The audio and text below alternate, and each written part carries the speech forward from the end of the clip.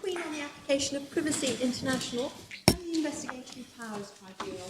Yes, Mr. Chamberlain. Good morning. Ladies and Lords, on behalf of Liberty, I propose to advance 4 propositions. First, the words in section 67.8 are not apt to exclude all review of decisions that the common law regards as nullities. Second, and addressing a point raised in argument yesterday by Lord Reid, the uncommenced section 67.9 is consistent with the availability of judicial review of decisions that are nullities. Third, Parliament in 2000 would have assumed that there was no practical or jurisdictional difficulty with judicial review of decisions that are taken based on sensitive material. And fourth, there are no such difficulties. So can I move then to my first proposition? And if one starts with the words of section 67.8, which you have in Authorities Bundle 1, Tab 1, MS 855, in our submission there are 2 questions that have to be kept separate. The first question is, what species of decision are subject to the ouster? And the answer is determinations, awards, orders, and other decisions of the tribunal, including decisions as to whether they have jurisdiction. The second and legally distinct question is this: what is the effect of the ouster on the decisions to which it applies? And the answer to that is that they are not liable to be questioned in any court. The meaning of that phrase is supplied by the line of case law that includes Anisminic and the cases before and after it, to which Ms. Rose took you yesterday. And the effect of that formula, we submit, is to immunise decisions from challenge unless they are nullities. Now, the government's case and the judgment below both depend on reading the words in parenthesis as capturing in a single compendious phrase all the errors which the courts have previously held to render a decision a nullity, and to confer conclusive validity on a decision of the tribunal, notwithstanding that it is affected by such an error. Now, there was quite a lot of debate yesterday about the true ratio of Anisminic, and I'm not going to return to that.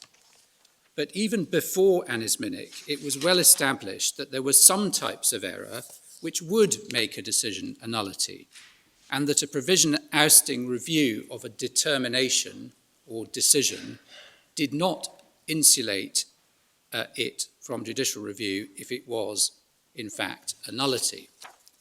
Now, one example which I'd just like to dwell on for a moment is a decision made in breach of natural justice. So even before Anisminic, it was well established that decisions made in breach of natural justice are a nullity. And one of the best encapsulations of this is to be found in a decision which I think you weren't taken to yesterday, Attorney General and Ryan, a decision of the Privy Council. It's in Authorities Bundle 4, Tab 46, MS 1830. And in that case, the Privy Council had to construe an ouster clause relating to decisions of a Bahamian minister under a statute permitting the registration of citizenship. And the ouster can be found at the top of 1831. The minister shall not be required to assign any reason for the grant or refusal of any application under this Act, and the decision of the minister shall not be subject to appeal or review in any court. One of the claimant's grounds of challenge was that the minister had failed to tell him why it was not conducive to the public good for him to be registered as a citizen. And the key part of Lord Diplock's judgment for the board is at 1841, starting at letter H, under the heading, the effect of the ouster clause. I'm not going to read the entire section, but one can see over the page at 1842, letter A, a point which I'm going to come back to in a moment. Appeal in the context of an ouster clause means re-examination by a superior judicial authority of both findings of fact and conclusions of law as to the legal consequences of those facts made by an inferior tribunal in the exercise of a jurisdiction conferred upon it by statute. And then if one goes down to just above letter E, it has long been settled law that a decision affecting the legal rights of an individual, which is arrived at by a procedure which offends against the principles of natural justice, is outside the jurisdiction of the decision-making authority, and then a decision of Lord Selborne is cited. And also Ridge and Baldwin. There's been reference, of course, to Annis Minnick in the course of these proceedings, but I don't think anyone has suggested that the very well-established principle enunciated again in Ridge and Baldwin, that decisions made in breach of natural justice are nullities, is to be doubted. Now, leaving aside section 67.8, that principle would apply to a decision of the IPT which had been arrived at without, for example, without hearing one of the parties. So imagine, for example, that the IPT decided to award a complainant compensation without hearing from the Secretary of State or the relevant intelligence service. That decision would be a nullity and, on ordinary principles, would not be immunised from review by an ouster. Now imagine that you're the draftsman of Ripper 2000. You're well aware that it's established that decisions taken in breach of natural justice are, on ordinary principles, nullities and therefore not immunised from review by a standard ouster clause. Now, if your aim at that point as the draftsman is to immunise such decisions from all review on any ground that would normally make a decision a nullity, there are a number of ways in which you could do that. One way was suggested by Miss Rose, and that was to use the word purported. So you would say that you're ousting review of decisions or purported decisions. Another would be to use the language used by the draftsman in 2003, and you have that in the appellant's case at paragraph 51, MS 118, i.e. you specifically exclude, it might be worth just looking at that for a moment, say MS 118 in core volume 1.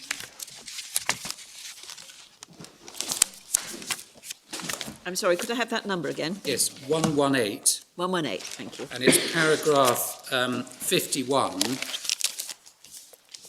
So if one looks at section clause 108A of the Asylum and Immigration Treatment of Claimants, etc. Bill 2003, and what the draftsman did here was to provide in express terms that subsections 1 and 2, this is 108.3, prevent a court in particular from entertaining proceedings to determine whether a purported determination, decision or action of the tribunal was a nullity by reason of 1, lack of jurisdiction, 2, irregularity, 3, error of law, 4, breach of natural justice, or 5, any other matter.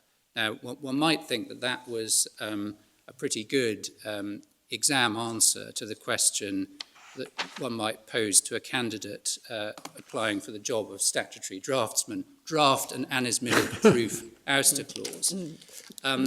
What would not be, with respect, a very good answer to that exam question would be the one that we find in 67.8, If your aim is to exclude judicial review of decisions made in breach of natural justice and to confer conclusive validity on such decisions, which have always previously been held to be nullities, the one formulation you would not use is the one that you find in 67(8), and in particular the words in parenthesis there, decisions as to whether they have jurisdiction.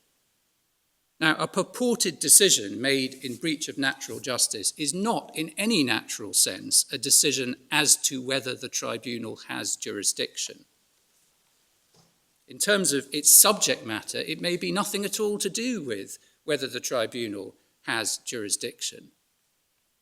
In fact, most breaches of natural justice will take place within jurisdiction. Indeed. Indeed.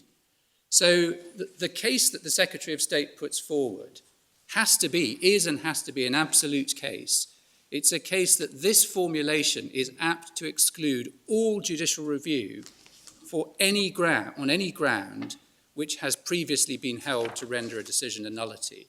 And we say that the words simply do not do that.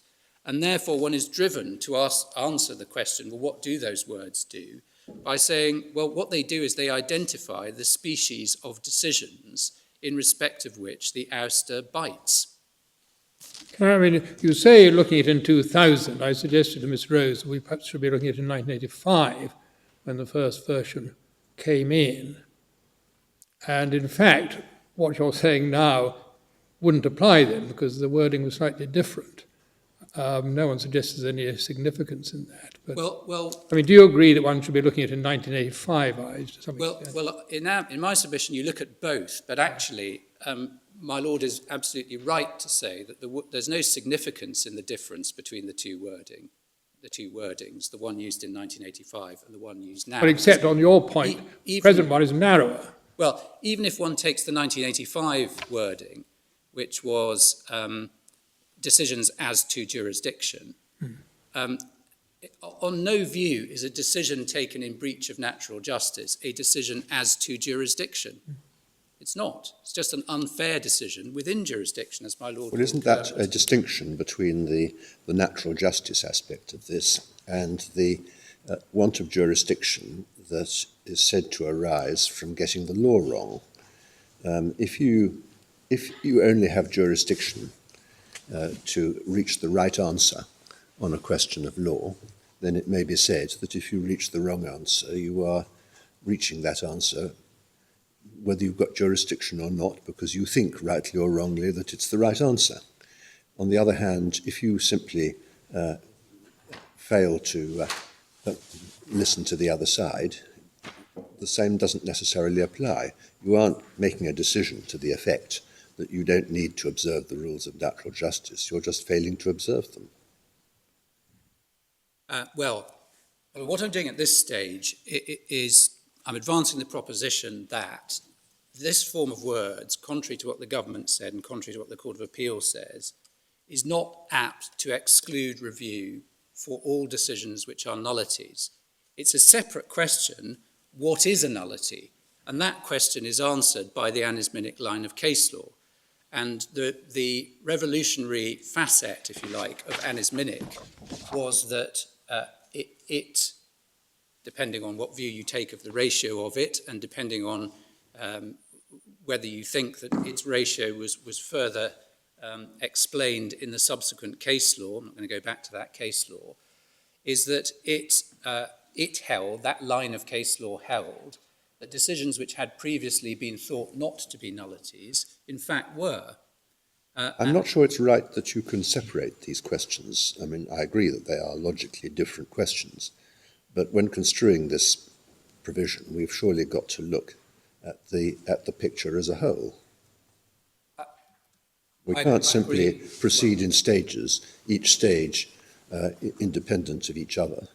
One does have to look at the picture as a whole, but once you arrive at the conclusion that this provision does not exclude all review for nullities, then the question is, well, what constitutes a nullity?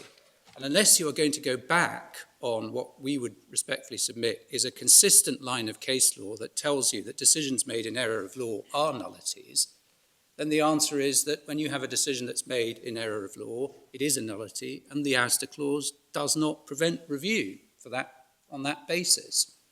Mr. Chamberlain, aren't you commuting between different meanings of the word jurisdiction? 6 minutes ago, you showed us Lord Diplock saying that errors are breach of principles of natural justice went to jurisdiction. Yes. 2 minutes ago, you said, well, breaches of natural justice are within jurisdiction. Well, so this is bedeviled by labels. it's bedeviled by labels, but whatever meaning you give to jurisdiction, the phrase that we're dealing with here is as to whether they have jurisdiction. That's the phrase in the parenthesis. And whatever else you may say jurisdiction means, a decision made in breach of natural justice is not a decision as to whether they have jurisdiction. And that's why I say that can't have been the intention of Parliament in enacting those words. I think the important point is that breach of natural justice is undeniably a nullity. Yes. And therefore, you start from that premise and you draw in the anesminic line of authority and say that decisions which constitute an error of law come within that category. Exactly. That's exactly the way we would put it. The lawyer putting it might be said to chime with an aspect of this, which is that unlike anesminic, and many other cases, where our tribunal is set up to administer a purely statutory jurisdiction, dealing with matters which a common law court couldn't possibly have dealt with. This Act, as I understand it, is carving out from the jurisdiction of the ordinary courts matters which the IPT can deal with, or just in some cases exclusively, in some cases concurrently with the ordinary courts. And so when the IPT takes a decision as to whether it has jurisdiction to deal with a matter, it's taking a sort of case management decision as to is this something that we can deal with, or is this something which has to be left to the ordinary courts? And so it does actually, like any other court, it takes a decision about jurisdiction in what Lord Reid called the narrow sense. Do I have competence to enter into this matter?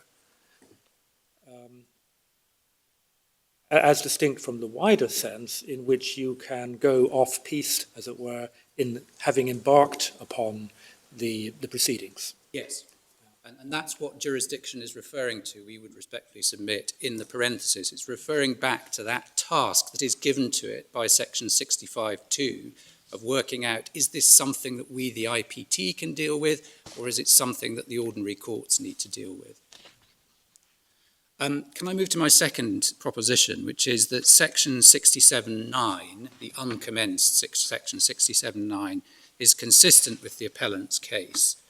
Now, my Lord Reid made the point yesterday that that section, although uncommenced, imposes a duty to create and maintain a right of appeal in respect of certain decisions, namely those taken by the IPT in the exercise of the jurisdiction conferred by section 65(2)(c) and 2(d).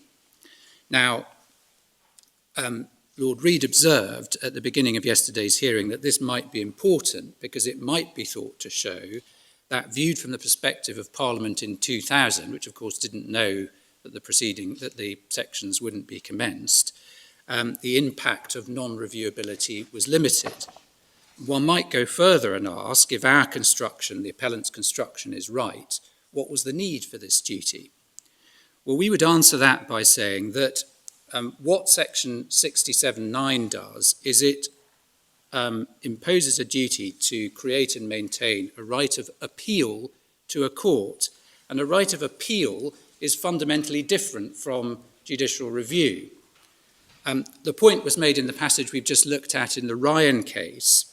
Appeal means re-examination by a superior judicial authority of both findings of fact and law. And an exactly similar point was made by Lord Kerr, with whom Lady Hale, Lord Mance, Lord Wilson and Lord Hughes agreed in the Michalak case. I'm not going to go to it, but just to give you the reference, it's Authorities Bundle Authorities Bundle 8, tab 91, MS 3368, at paragraph 20. And what was said there was, in its conventional connotation, an appeal, if it is not qualified by any words of restriction, is a procedure which entails a review of an original decision in all its aspects. Now, the right of appeal, which section 67(9) requires the Secretary of State to create and maintain, is not limited to a point of law. So it is, in Lord Kerr's terms, not qualified by any words of restriction, unlike the new right of appeal to be inserted into RIPA by the Investigatory Powers Act 2016, which is limited to a point of law.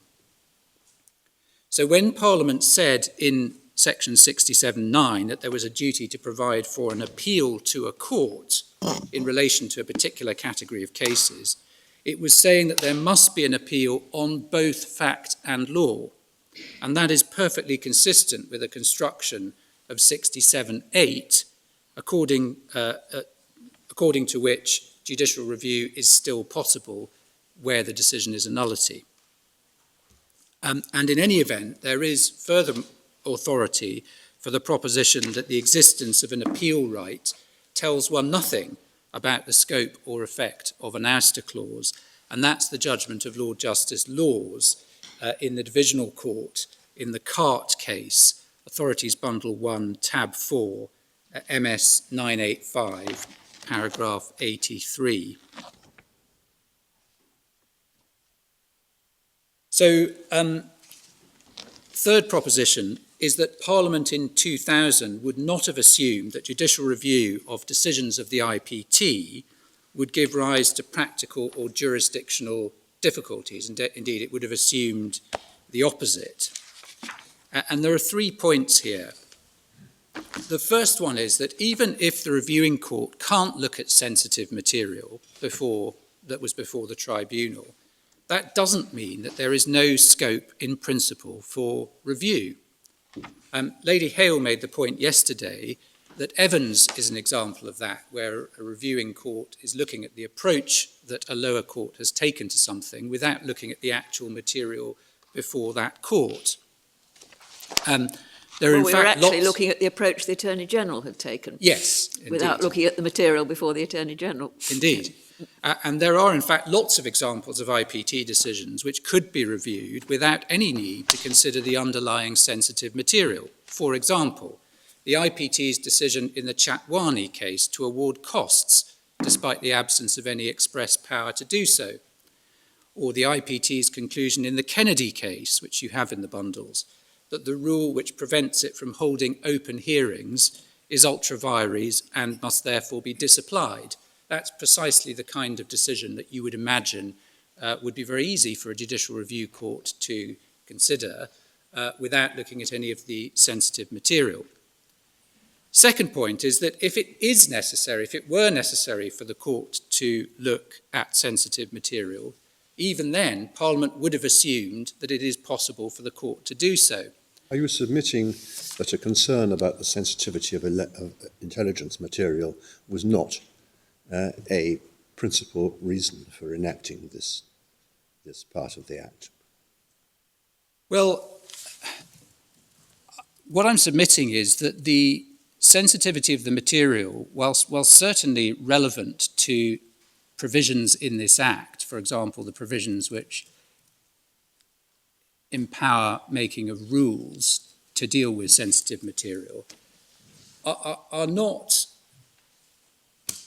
they're not relevant to this particular provision because Parliament would not have assumed that there was any difficulty with a judicial review court looking at sensitive material. Is this realistic? I mean, what is the point of creating a separate tribunal to deal with principally the operations of complaints against the intelligence services and similar matters.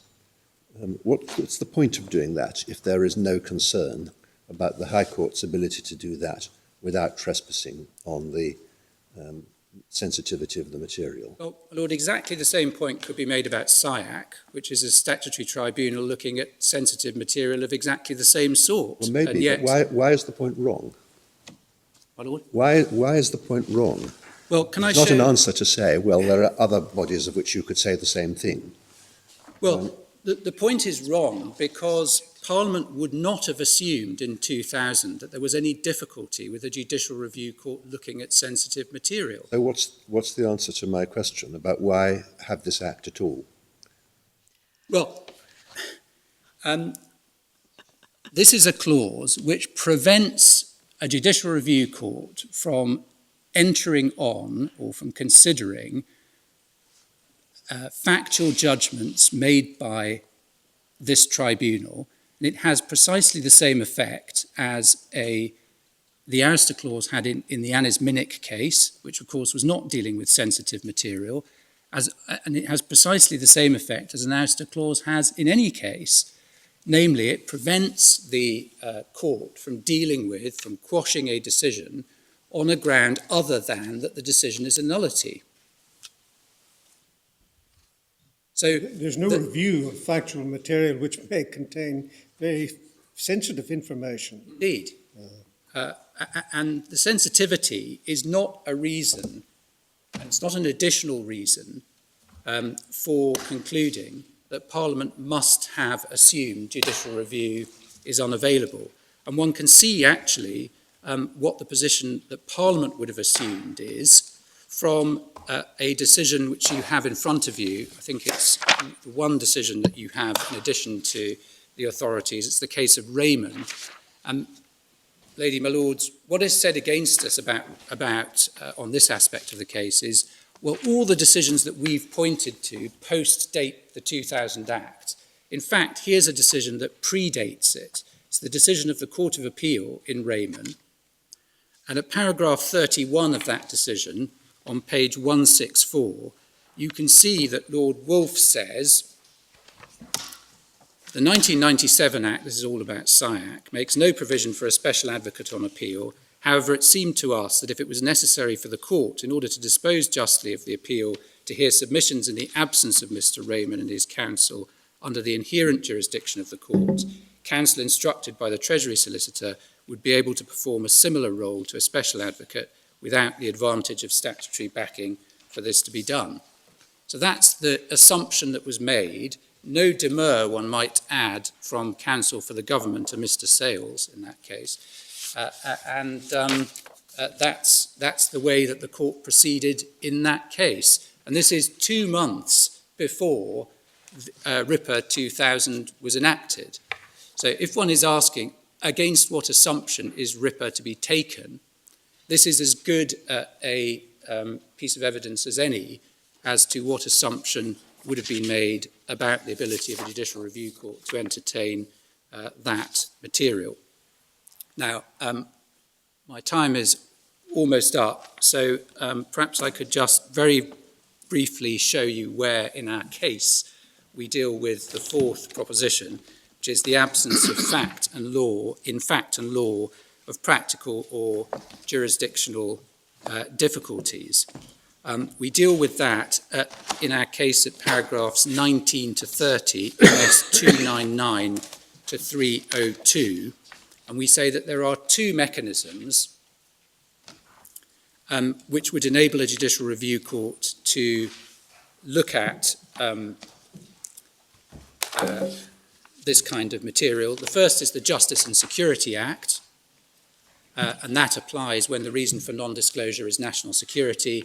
The second is the jurisdiction recognised by this court in the Haralambous case, and that applies where the reason for non-disclosure is something other than national security. So the Justice and Security Act doesn't apply. The Secretary of State seeks to distinguish Haralambous, and we say it can't be distinguished. When you look at the reasoning in Haralambous, it is quite clear that in that case, there was no express statutory provision authorising the court to hold a closed material procedure. The court simply inferred the power to hold a closed material procedure on judicial review of a decision taken on the basis of sensitive material. And it did so applying the reasoning of this court in Bank Mellat, because were there not the availability of such a procedure, it would not be possible to do justice in the case. And we say that that reasoning applies mutatis mutandis to the facts of this case.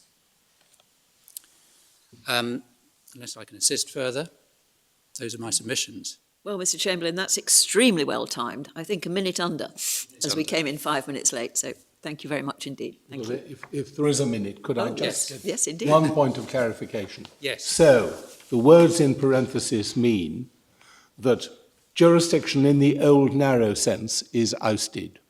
And if the tribunal embarks illegally on hearing a complaint that it has no jurisdiction to do so, that can't be challenged. But any other nullity, is that not what No, you're that's saying? not what he's saying at all. Well, that isn't my submission. No. That was a suggestion that was put in the course of argument by my Lord Reid. My submission is that the words in parenthesis are simply identifying the breadth of the genus, if you like, of decisions that are caught by the ouster clause.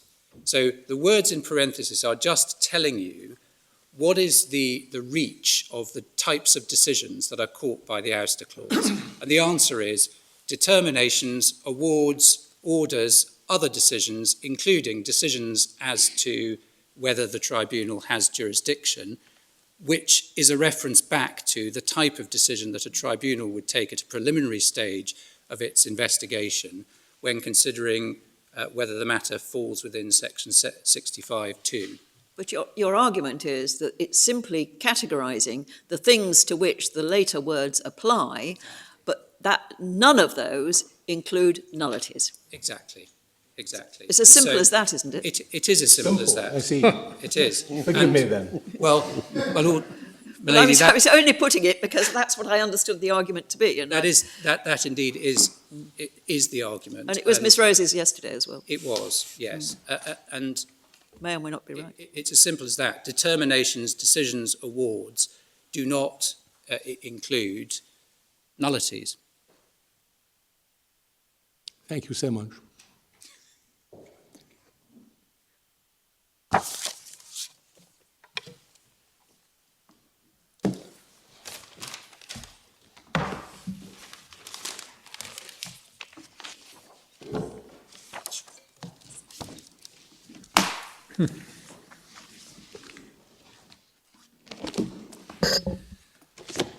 My lady, my lords, quite a lot to get through, I think. Yes. Well, we'll try and be quiet. Wasn't necessarily a plea for that, but there is quite a lot to get through. I'm going to start with what we submit about the correct approach to interpretation, and I am going to make some submissions about the second way in which Ms Rose put her case, which my Lord Wilson raised yesterday, that she ran out of time to deal with. Then I'm going to go to A and the Director of the Security Service, and then I'm going to come to apply, or seek to apply, the principled approach to interpretation of this sort of clause, and I'm going to do so in two parts by making 4 or 5 contextual points, and then 4 or 5 points about the language, which will touch on the issues that have been discussed, including the suggestion from Lord Reid, if that's a helpful structure. So the correct approach to interpretation of 67(8), and we submit that there are 3 short, basic principles of interpretation. The first of them is that the court's constitutional task is to give effect to Parliament's intention. The second is that the particular legislative context is always central to that exercise of interpretation and the fulfilment of that constitutional role. So context is always critical. And that is because the context is likely to give a clear indication of purpose. the purpose that Parliament was seeking to achieve by the provision being interpreted. And purpose is key to interpretation. I'm not going to invite you to turn it up, but if you want a high judicial statement to that effect, Lord Mance, paragraph 10 of Bloomsbury International, Authorities 6, tab 71, MS 2586, where he said that the statutory purpose and the general scheme by which it is to be put into effect are of central importance to ascertaining Parliament's intention, and, as he put it, represent the context in which the individual words are then to be understood. See also, for good measure, Lord Bingham at paragraph 8 of the Quinte Vale decision, Authorities 5, tab 64, MS 2333. And the corollary of that second principle is that it is not appropriate or an accurate route to interpretation simply to focus on the words or simply to take words out and place them alongside other words. All of the words that are used in any piece of legislation have to be placed into their context. Thirdly, having correctly understood that context and purpose, legislation should be given its plain and ordinary, or per Lord Mance in Bloomsbury, natural meaning. And again, if you wanted authority for that proposition, basic as it is, see Lord Bingham in Jackson at paragraph 29. Authorities 5, tab 66, MS 2362. So those are the three basic principles of statutory interpretation outside of ouster clauses. The question then is, what is the interpretive approach to ouster clauses?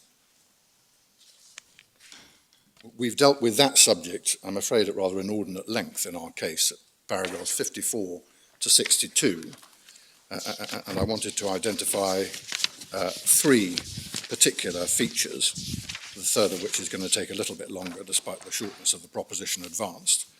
The first submission is that those basic principles, those three basic principles, are just as applicable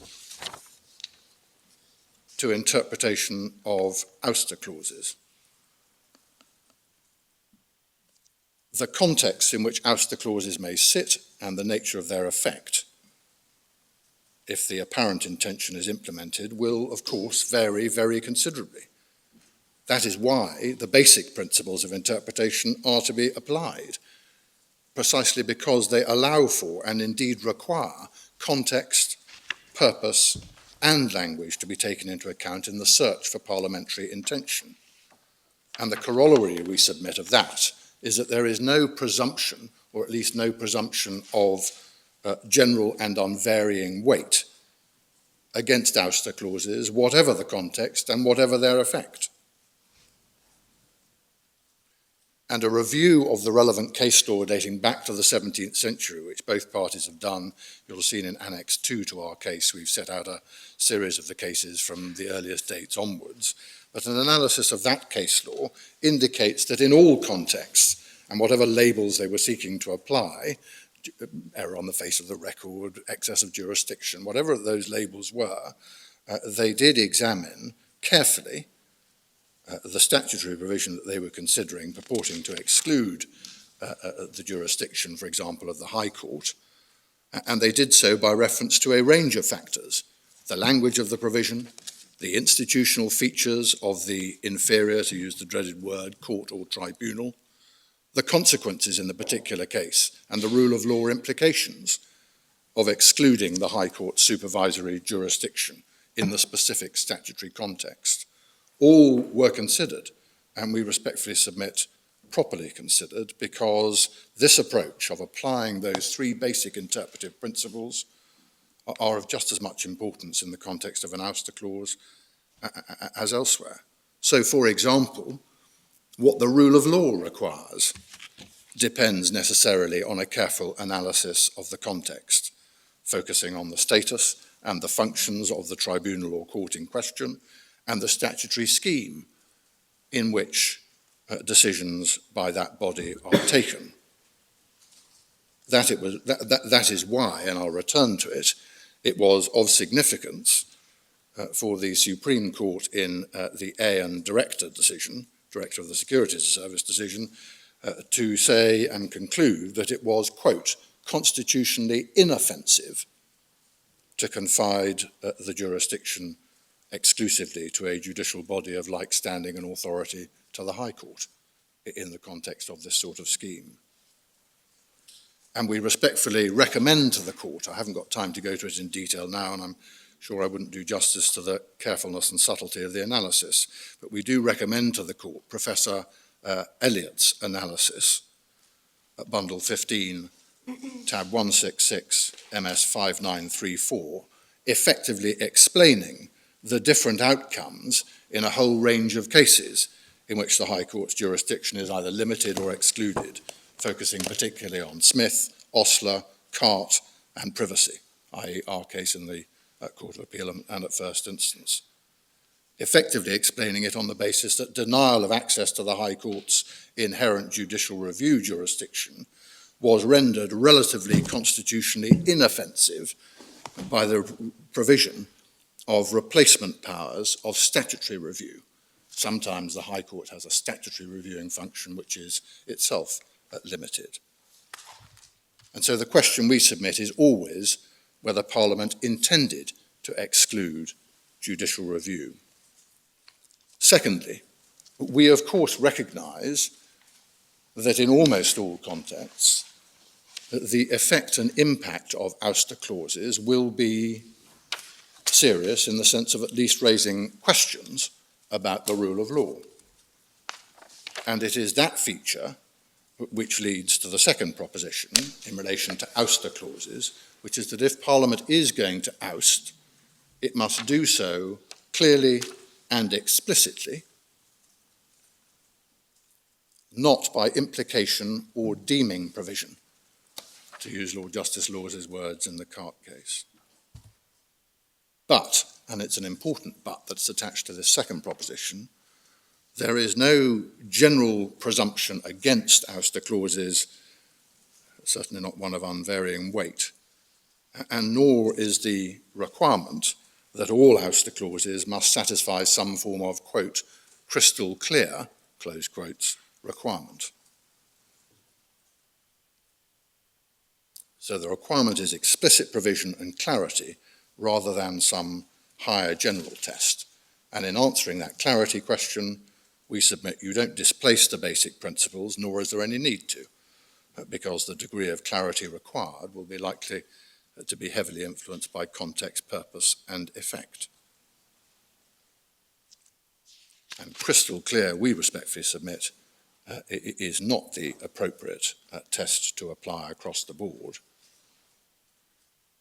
nor is the approach which the appellants advocate of crystal clarity supported by the principle of legality in the present context. That principle only relevantly applies, we submit, where it certainly applies to general words, as you know, you'll need no reminding of that, but relevantly it applies where the meaning of a statutory provision is ambiguous and the implication or implications of one interpretation of the clause in question is to infringe a fundamental human right. That's the nature of the principle of legality. That applicability, therefore, follows, if at all, from a careful analysis of the language of the provision, the institutional features of the inferior court or tribunal, and the consequences of excluding, to the extent that it does so, the High Court's jurisdiction in the context. That was the context, I see my lady smiling, but that was the context in which my lady used the expression crystal clear Yes. in in Jackson and Attorney General, as you'll recall. Can we just turn that up briefly to Authorities 5, tab 66, MS 2342, and the paragraph I want is paragraph 159. 159, page 2398, if you're in the electronic.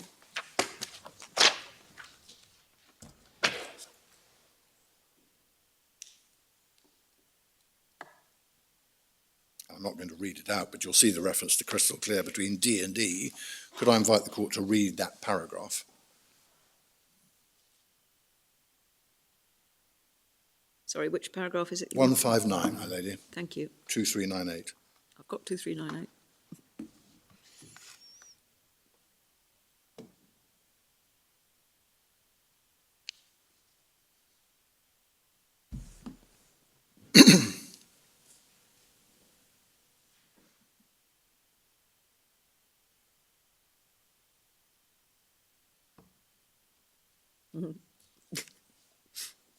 And why don't you like that? I do like that. I see. I'm thoroughly in favour of that You paragraph. probably don't like the words in parentheses. I appreciate that Scotland may have taken a different... No.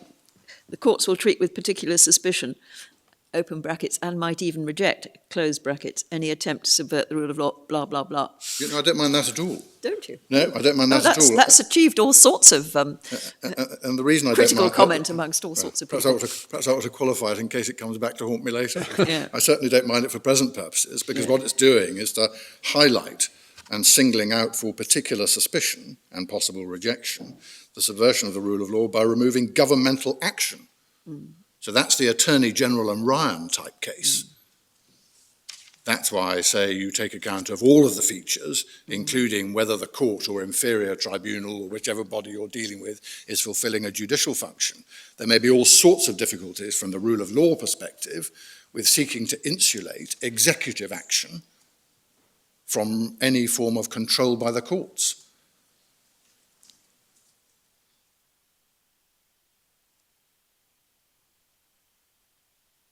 And so I respectfully adopt, if I may, that paragraph with its recognition that the rule of law may be variously affected depending upon what the ouster clause is doing, if we translate it into ouster clause context, and for the proposition that what you're dealing with in the context of the principle of legality is an interference with fundamental rights.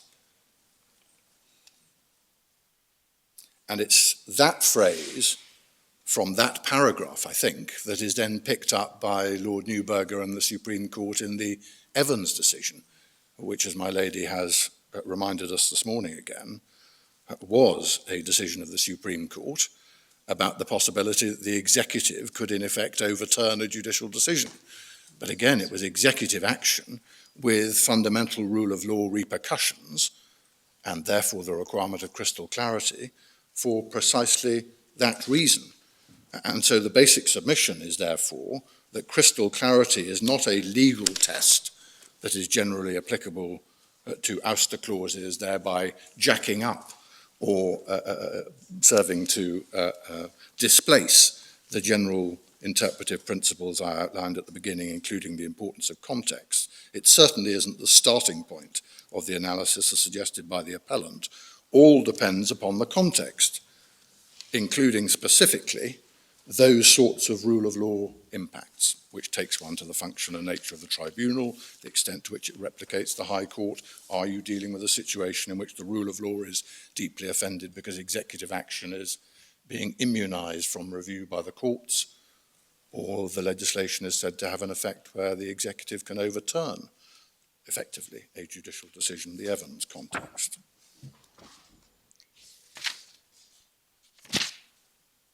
The earlier authorities that my learned friend relied upon, Miss Rose relied upon in her review of the 17th century and following authorities, she particularly focused on ex parte Bradlaw, Bundle 2, tab 31, MS 1352, and the Cheltenham Commissioner's case, Bundle 2, tab 30, 1346. Our respectful submission is that neither of those authorities is of any particular assistance or help in seeking to provide the context, as she put it, in which the sort of provisions that we see in RIPA were enacted. They need to be seen, even on their own terms, within their historical context. They were undoubtedly pre-Annes Minnick, and as noted by Lord Justice Denning in the Gilmore decision, Bundle 3, tab 39, 1520, the statutes in those cases, the no certiorari clause statutes in those cases, were passed, as he put it, chiefly between 1680 and 1848, in the days when the courts used certiorari too freely and quashed decisions for technical defects of form, as he put it. So there was a specific historical context. But in any event, and as importantly, all of those cases acknowledge that it was possible to exclude in some situations where, for example, in those days there was error of law on the face of the record, but not if in excess of jurisdiction. And there were consistent statements in those authorities that Parliament has that ability, has the ability to exclude or to oust, and those distinctions were then live. And the scope of those decisions is accordingly limited. The no certiorari clauses were ineffective because the court lacked jurisdiction to make the impugned decision under the particular statutes in question.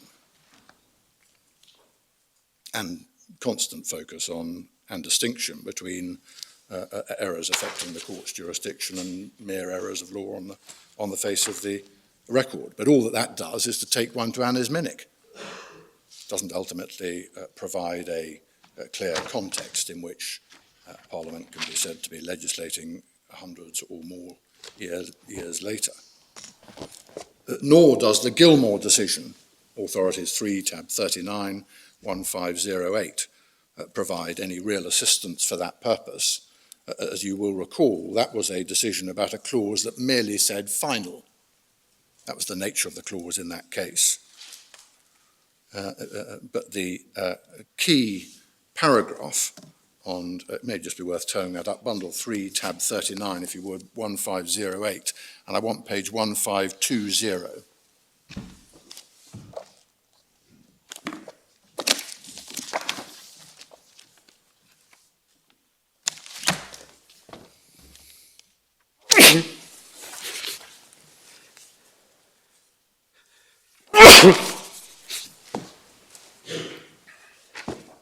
I go there, my learned friend took you to this paragraph yesterday, moving away, obiter moving away to deal with the certiorari clauses rather than finality clauses, which is why my learned friend entirely fairly took you to this paragraph. But the bit I want to emphasise is about 6 or 7 lines up from the bottom of that main paragraph on page 1520. I do not pause to consider the cases further, for I'm glad to notice, and my learned friend made some play of this, that modern statutes never take away in express words the right to certiorari without substituting an analogous remedy. And so again, it's all context, it's all the nature of the impact on rule of law considerations. If you've got an alternative analogous remedy, if your tribunal is akin to the High Court, that might lead to very different considerations to the position if it doesn't.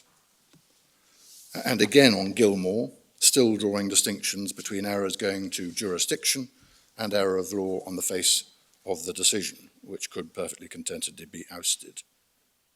So that's the second proposition. Parliament's got to do so clearly and explicitly, but there isn't a general presumption.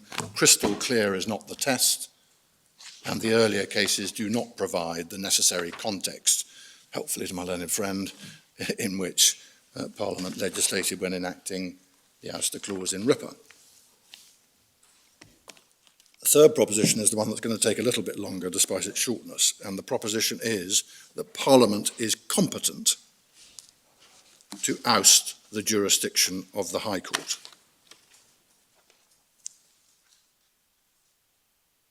We've dealt with this in our case between 108 and 114, so you have the location of that. And the submission is that Parliament is sovereign. It can exclude or limit a right of appeal. It can oust jurisdiction so that at whatever level a tribunal or court's decision is final.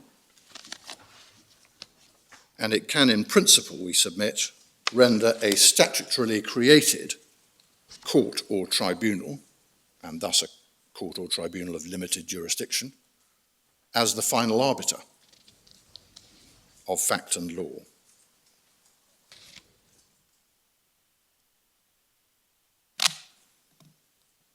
seen my lady in Jackson at 159, and I'm not going to go back to that. But my lady in Cart at paragraph 40 is of some interest to this part of the argument. Bundle 1, tab 6, and paragraph 40 is at page 1056.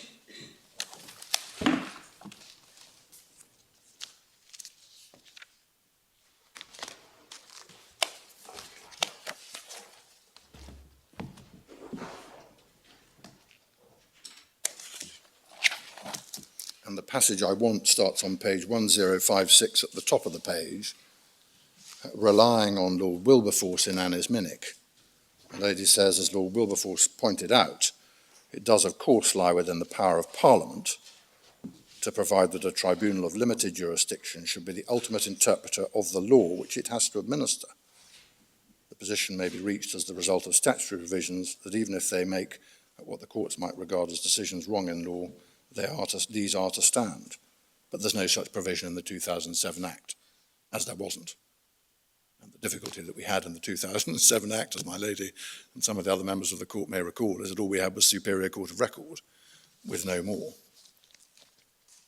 But that proposition, we respectfully submit, is an accurate proposition in terms of the competence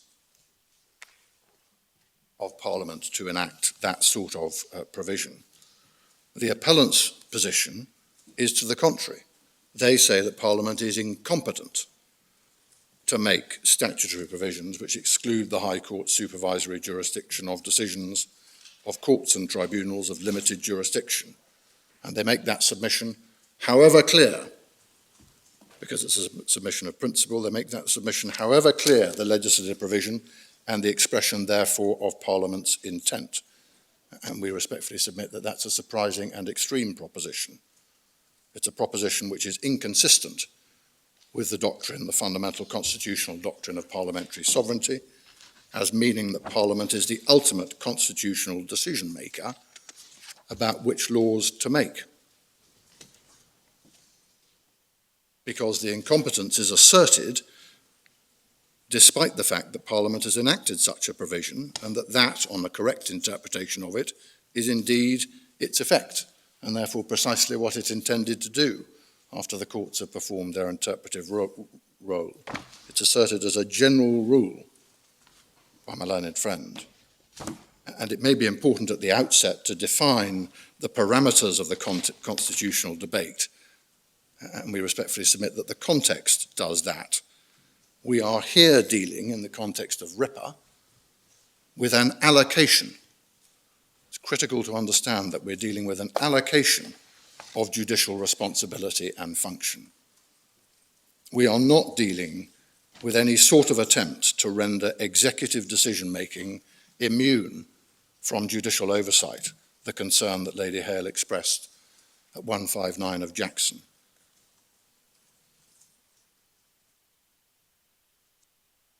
We are instead dealing with the allocation of judicial decision-making to a specialist tribunal in a special context, and taking that decision-making outside the ordinary courts and tribunal system. Of course, as you're well aware, and as the facts of recent IPT decision-making have borne out, it's not quite the end of the judicial road even then, because what it actually means is if people disagree with the rulings of the IPT on fundamental human rights, they go direct to Strasbourg. But once that context is properly defined, once the parameters of the constitutional debate are properly identified, so as to exclude the sort of case where executive decision-making is immunized, we make 5 submissions, perhaps Romans 1, 2, 3, 4, and 5 in your note. Roman 1 is that the rule of law is no doubt concerned that there needs to be an authoritative arbiter of the law capable of preventing public authorities from acting inconsistently with the limits placed upon them by Parliament. But that is not our context. There is no attempt to immunize the executive or other public authorities from judicial scrutiny or oversight, so as to ensure that they act within the law, the substantive law that Parliament has enacted. Indeed, that is the very function of the IPT in this context. Secondly, there is nothing, we submit, inconsistent with the rule of law in Parliament deciding to allocate jurisdiction in a specialist field to a specialist tribunal. And again, the situation is non-comparable with an attempt to immunise executive action from judicial scrutiny. There may be very good reasons for doing that allocation. See, for this purpose, our case at paragraph 109, citing De Smith for that very proposition. The core point is that the importation of judicial oversight removes the basis for an argument that the a priori fundamental values associated with the rule of law should or could positively preclude Parliament from making such a choice. The third proposition is that the choice about which judicial body, and I emphasise judicial, has the power to make final decisions, and the choice about whether the High Court should be involved or must be involved, is a legislative policy judgment for the sovereign legislature. And I deliberately put it this way, and I'll come back to the point, because that's whether the High Court should be involved, because as we will see, Parliament did make provision for the possibility of an appeal, at least, to a different body or to another body, so that the issue as to parliamentary competence does not simply involve, in our legislative scheme, the IPT with no other possibility envisaged in the legislative structure. There might have been appeal, but to another body, brackets, importantly, with its own rules. That's the significance of subpara 10 of section 67, which we will come back to. Fourthly, there is, of course, a rule of law concern of the kind that my lady analysed with care in the Cart decision to avoid the development of erroneous local law in specialist jurisdictions insulated from the ordinary courts. However, the rule of law does not impose, we submit, an absolute requirement that there is access to appeal or review of an inferior court or tribunal for all the reasons we set out in our case between 126 and 130, relying in particular on the A decision and Cart. And it's well established that there is no constitutional requirement for any right of appeal. And we know, I'll come back to it again, but we know, just to note, that Article 6 does not provide any such guarantee.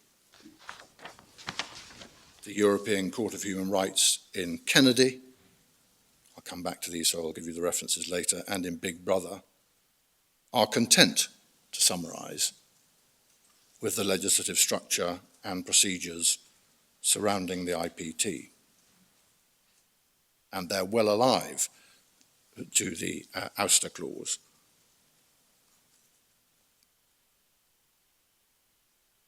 We submit that the local law concern, whilst of course legitimate and recognised, cannot in any event be of such force as to render Parliament incompetent to set up a structure, however clearly it expresses itself. So even that concern, and even taking it at face value, is not sufficient to render Parliament incompetent. And finally, on this point, I've made it already, so I'll make it shortly, the route to Strasbourg is open.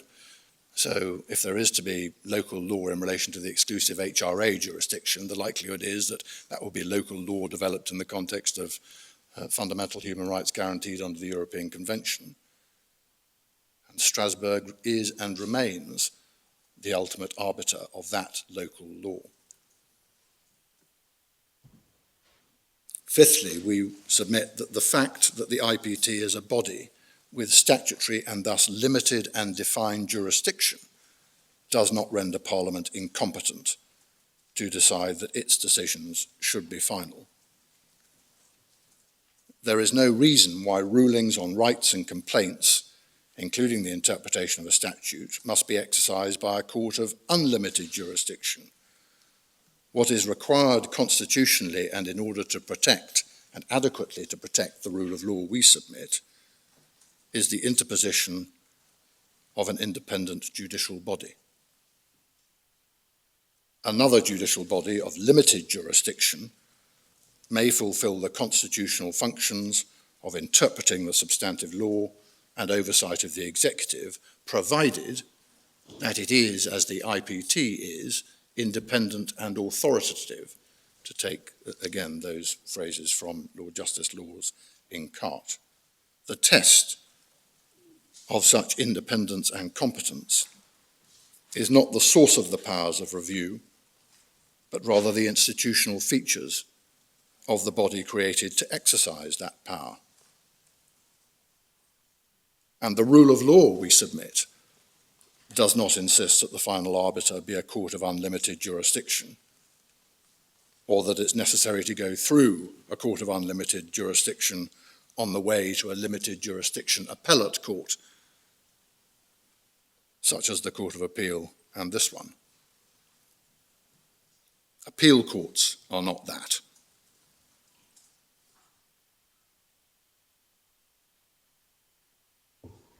And there are examples, I've mentioned them already, but there are examples with which some members of the court I know will be much more familiar than I, in which Parliament has vested the High Court with exclusive but defined or limited statutory powers of review, replacing the High Court's unlimited powers with limited statutory powers.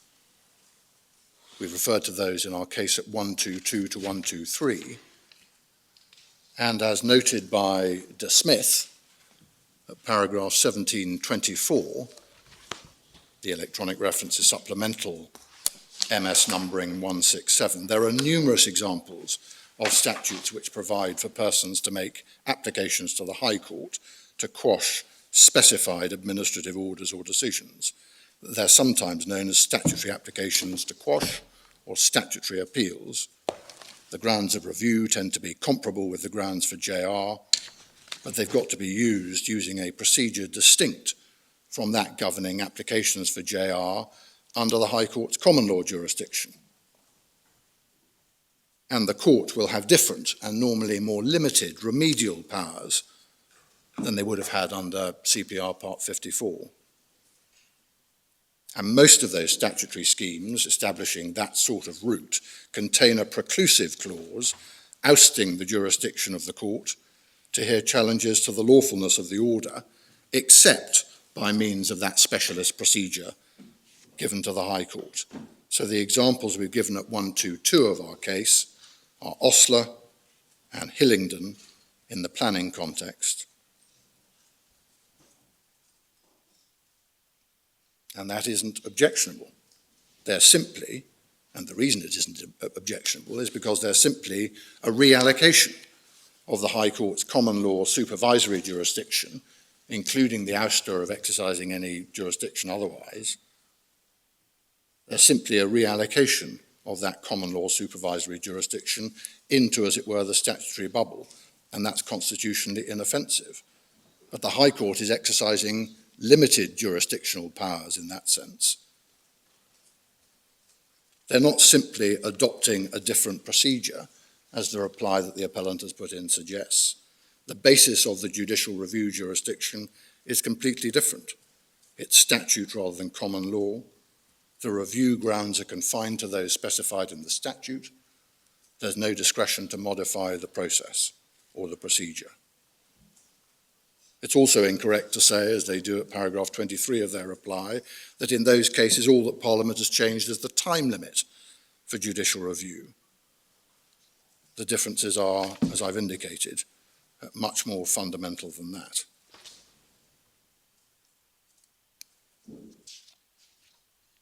We have, if you need it, a short two-page note which sets out the statutory provisions that we've referred to, I think, in one of the footnotes to our case in relevant parts. So if you wanted those, we can perhaps hand it up at the end. I won't take time with it now, but it just sets out the statutory provisions in one place. You can go from 122 of the case to that note. It doesn't describe them, it just sets them out, if that would be of assistance. And the Rakal case is another example. Again, I don't go to it now, authorities 4, tab 48, 1922, but that's another example of this principle in operation, with the High Court exercising a limited jurisdiction, so that there's no limited versus unlimited magic. That's the rule of law aspects of that, but parliamentary sovereignty also does not insist, we submit, on the final arbiter being a court of unlimited jurisdiction.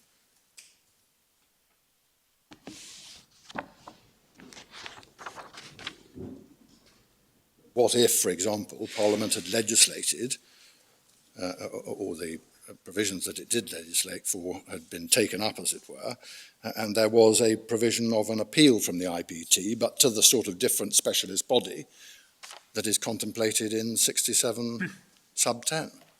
That would be limited jurisdiction to limited jurisdiction. So there's no magic in that, I respectfully submit. It is therefore incorrect to say, we submit, that the key distinction is between a court of unlimited jurisdiction and courts or tribunals of limited jurisdiction. The correct approach is to examine all the characteristics of the court in question to ascertain whether in substance it should be subject to the JR jurisdiction of the High Court. That provides a far better and more coherent approach, applying ordinary principles of statutory interpretation to that exercise and allowing the court to take into account all of the relevant features, including features that are specifically related to the rule of law.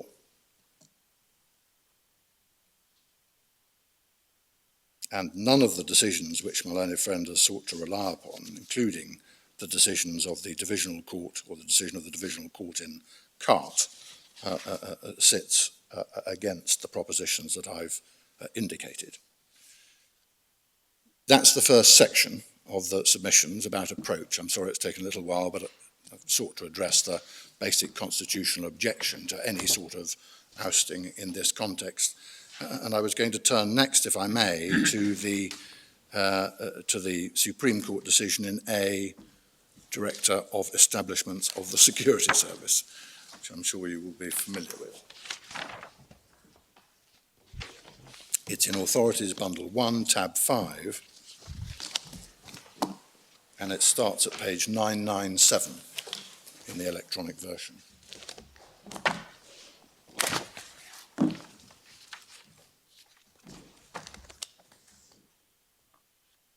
I hope and expect that I can take it that the members of the court at least have had an opportunity to glance over this decision, if not consider it with intricate care. The issue, as you will have seen, was whether the IPT had exclusive jurisdiction to hear claims within Section 7 of the Human Rights Act against the intelligence services. And the answer that the Supreme Court gave to that question was yes.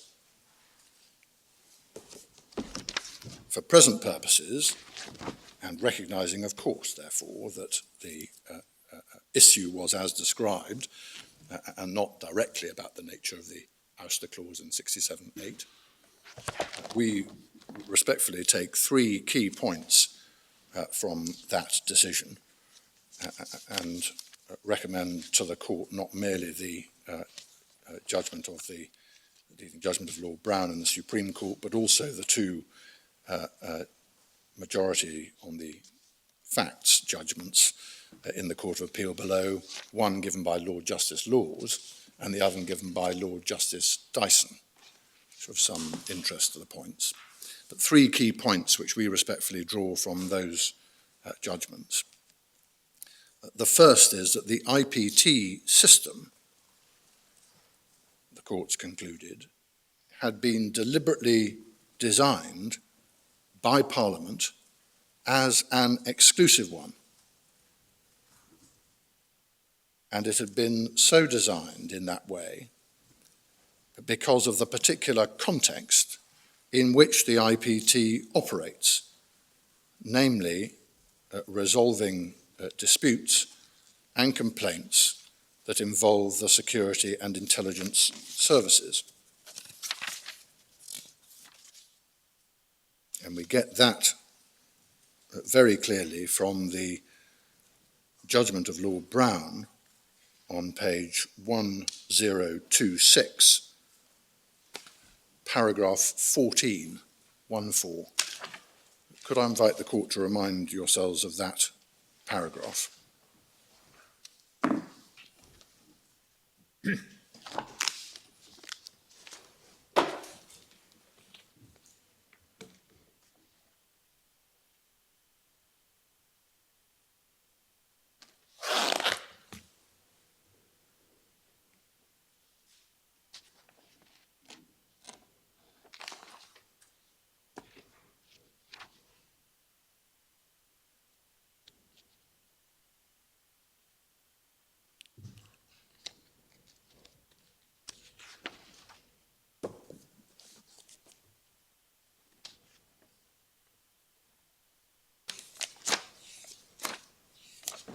That paragraph led in effect to the first sentence of paragraph 26 on page 1029. And the recognition, therefore, was of a system of legislation and rules analysed in detail by the Court of Appeal and the Supreme Court, leading to a particular interpretation of 65(2)(a). That was the one that was directly an issue. Could it only be brought, could those claims only be brought, brackets to the exclusion of the High Court, could they only be brought in the IPT? Answer, yes. It was considered highly unlikely by the Supreme Court, in agreement with Lord Dyson, as you've seen, that Parliament would have created the elaborate system with all its protective features only for cases to go to the courts without any rules, as it was put. And that is the passage, certainly the Lord Dyson passage, I think, that was one of the passages quoted in the Court of Appeal judgment in our case. But that was particularly so, not merely given the features of the regime that are identified in paragraph 14 in Lord Brown's judgment, but particularly so because Parliament had enacted and enabled a single legislative scheme, as it was put in paragraph 21. And by a single legislative scheme, they meant everything coming into force in effect on the same day. So the HRA brings human rights home and comes into effect on the 2nd of October, and on the same day, these provisions of RIPA come into full force and effect. And that was a passage which I think Lord Dyson, or Lord Justice Dyson, was particularly interested in.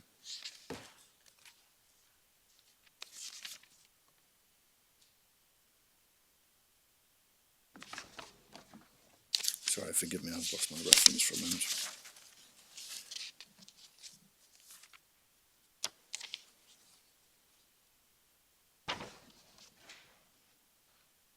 This is paragraph 47 on page 1015 in the electronic, para 47, 1015. Perhaps read that with 46.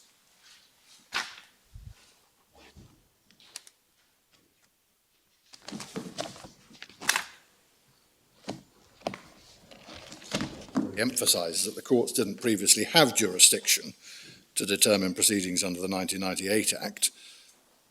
So on the day in which that happens, the HRA comes into effect, the courts now have conferred upon them, as it were, domestic jurisdiction to rule on the compatibility of public authorities' actions as against the ECHR standard. And on the same day,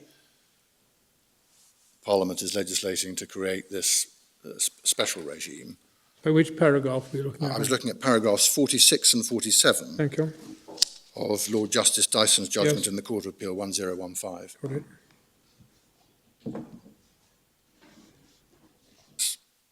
that little block of paragraphs, including 48, is of some interest.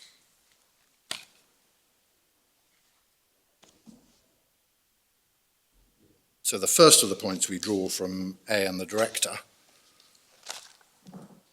is the deliberate design by Parliament of the regime as an exclusive one, taking effect as part of a single and coherent legislative scheme coming into force and effect on the same day as the Human Rights Act.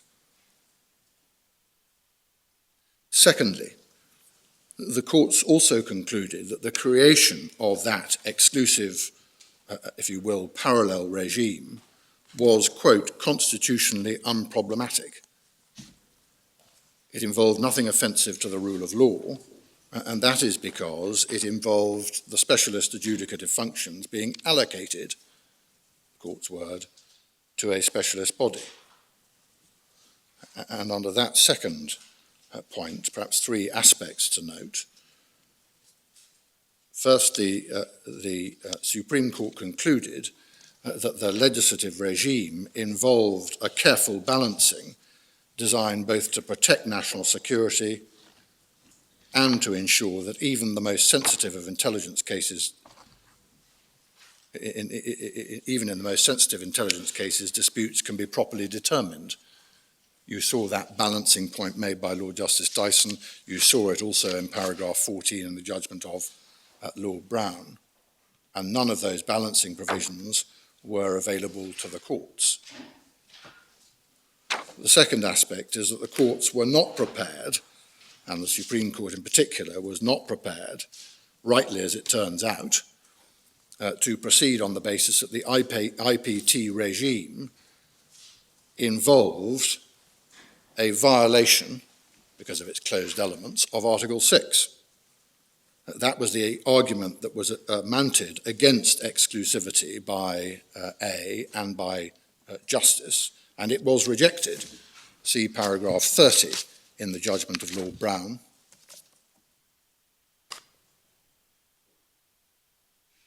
On MS 1011.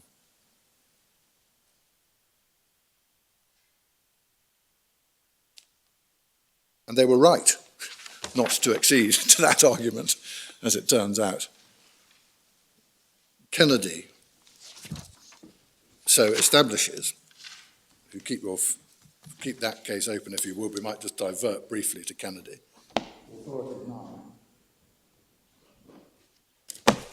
Tab 105, MS 3785.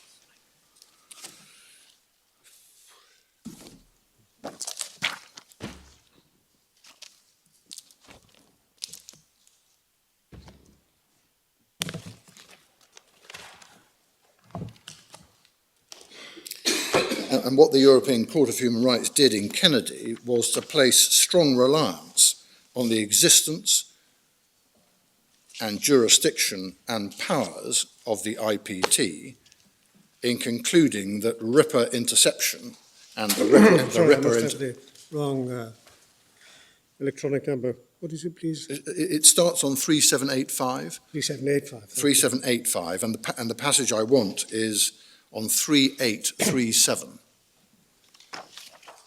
It's 167 and following, para 167 and following.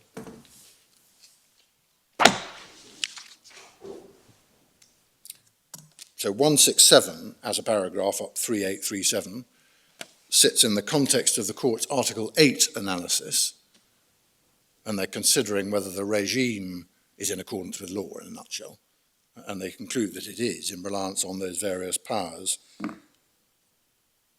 of the IPT. They then move to the challenge under Article 6 that was mounted in Kennedy. They assume that the IPT will be determining civil rights. There was an argument about the applicabilities you see from 173 and following. And then between 184 and 191, I don't invite you to read them all now, but under the court's assessment, they ultimately conclude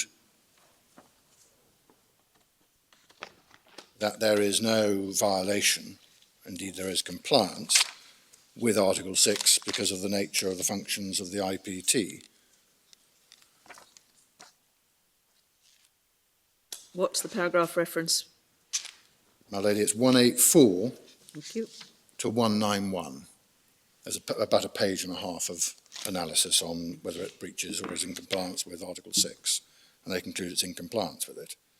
And they note, as part of that, see paragraph 77, section 67, sub 8. And that decision has been recently reinforced in the 2018, in effect, appeal to Strasbourg from one of the IPT decisions in the case of Big Brother Watch, which is behind the next tab in the same bundle, starting at 3845. It's a very, very long judgment, as you will have seen, and what I was proposing to do was to simply give you the references in our case where we've set out the important passages and findings. It's in our case at paragraph 48 is the analysis of Big Brother Watch. It's there if you want it, behind tab 106, starting at page 3845.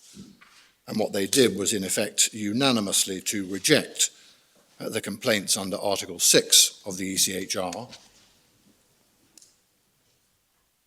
And they also provided an important endorsement of the IPT as providing a potentially effective remedy, which in all ordinary circumstances would have to be exhausted before applicants went to Strasbourg. And they emphasised in that context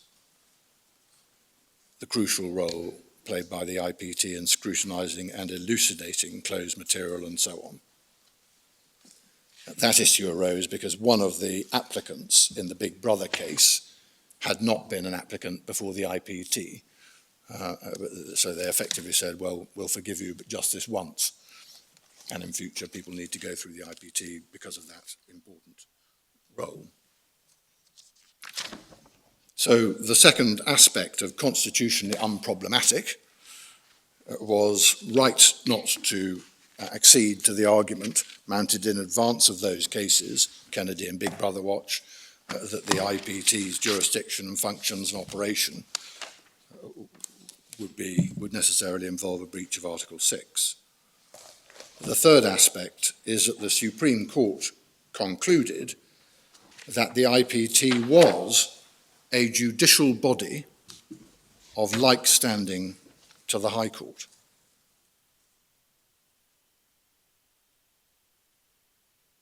That is a fact which provides both constitutional comfort and support for the proposition that Parliament's intention was not to afford a JR right on all arguable evidence. What is the reference to that point? That is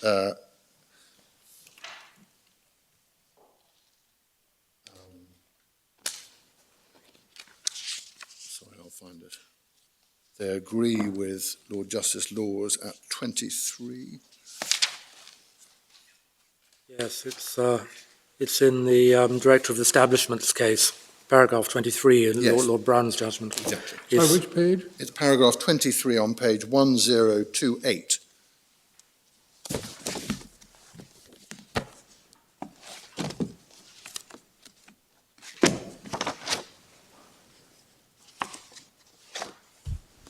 And you'll see that they specifically agree with Lord Justice Laws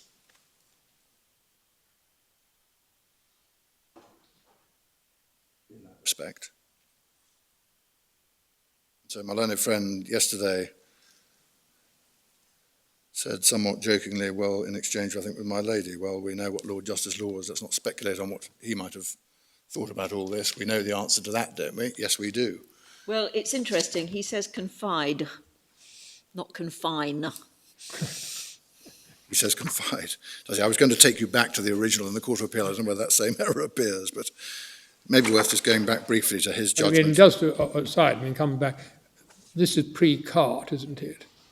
It is. I mean, Lord Justice Laws thought that the upper tribunal was the alter ego of the High Court, and he was wrong on that, it turns out. He did, but he's might be thought less wrong about this bit of Well, it, I know, but having the support of the what is the Supreme difference, Court. frankly, in Of terms of course. status between the upper tribunal and the... Of course. Can I take you back to his judgment, Lord Justice Lawes' judgment, that is, at 1009?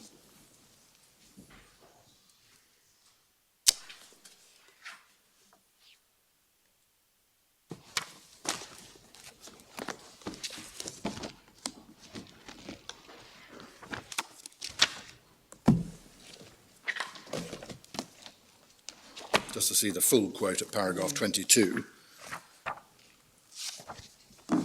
I think the quote that Lord Brown sets out is from halfway down para 22, starting with statutory measures. But it is perhaps worth. I think you're right. He's talking about confide in the sense of confine and no other avenue for. You get that from you get that from the sentence before the start of the quotation in Lord Brown, because he's thoroughly anti, as it were, for understandable reasons, over public authorities. I mean, again, it's back to that, potentially it's back to that distinction that my lady was drawing in 159 of Jackson.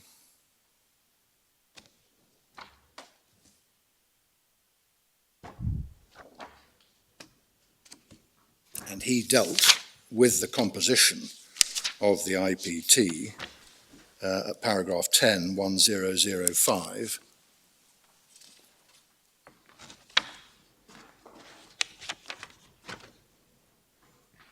Also noted, as did the Supreme Court, if we jump back and forward, as it were, 10 in Lord Justice Lawes' judgment, and back to 5 in the Supreme Court, Lord Brown's judgment in the Supreme Court 1023, analysing the various provisions which support that conclusion of like standing, inter alia, relying on the fact that it applies JR principles, 67.2, broad remedial jurisdiction, all indicative of a specialist body of like standing and authority and so on.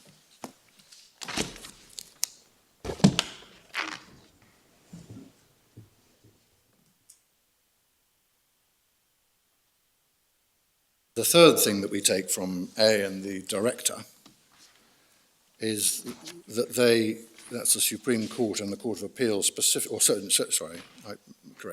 Supreme Court specifically considered, I don't think it was specifically considered in the Court of Appeal, but the Supreme Court specifically considered 67.8, in other words, the ouster.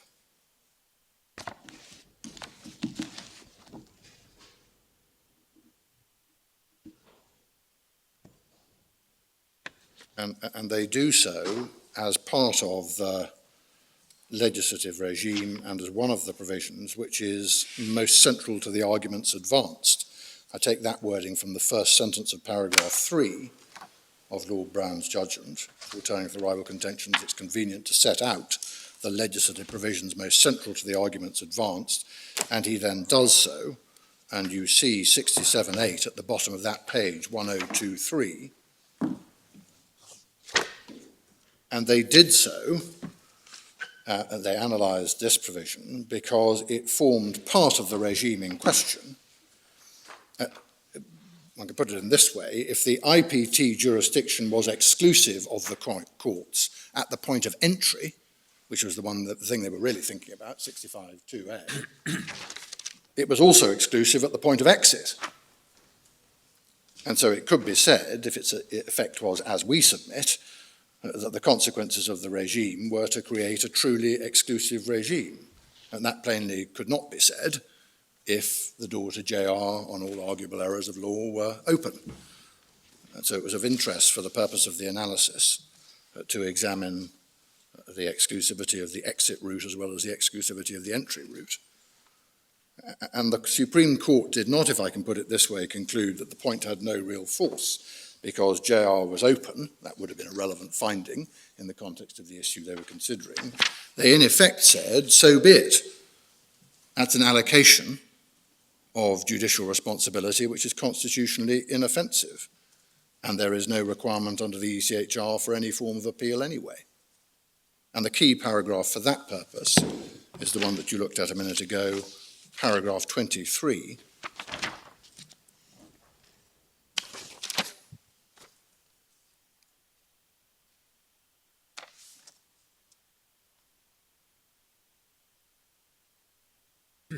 It constitutes an ouster. It's not the same as the one under consideration in Annis Minnick. It's not the same because it constitutes an unambiguous ouster of any jurisdiction of the courts over the IPT. And that's unobjectionable allocation of jurisdiction by Parliament. Now, true it is that it comes with a caveat. This isn't the provision directly in issue, and no doubt true it is that they haven't had the hundreds of pages that you've been subjected to for the purpose of this appeal. Well, there was no one there who would want to argue that it was anything that is other true, than and that's a point that's entirely fairly made by my learned friend, but nevertheless, they do consider it. They consider it as one of the provisions of central importance. It's understandable that they should do so, and this is the view that they reach. They don't rely on the appeal right, do they? They don't. No. The possibility of that. Are you going to come to that? I'm going to come to that. They don't. So those are the three, and the Court of Appeal, maybe for the reason my Lord gives, but maybe because the arguments were developing as the thing went up the judicial tree, they don't consider 67.8, so it's just the Supreme Court judgment. And for what it's worth, that's paragraph 23. I was going to turn then to application as the third of the topics. So we've done approach, we've done A and the security service, and now I'm on to application.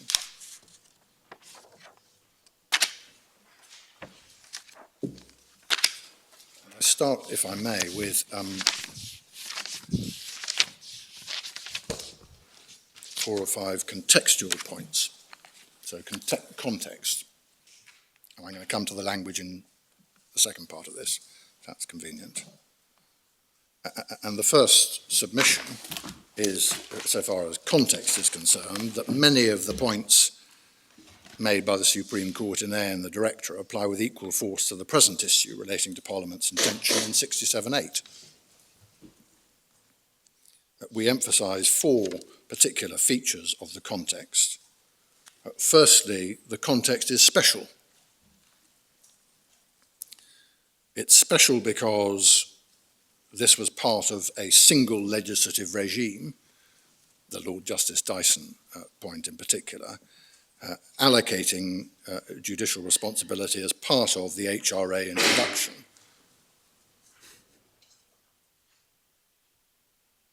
But special also because the context involved security issues, and security sensitivities were absolutely right at the heart of the work of the IPT.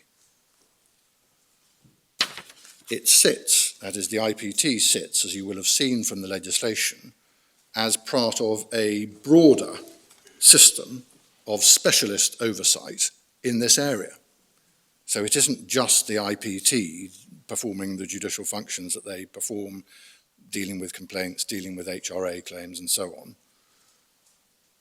Woven into that structure of specialist oversight in this area are the commissioners, the various security service commissioners, and the various roles that they can play,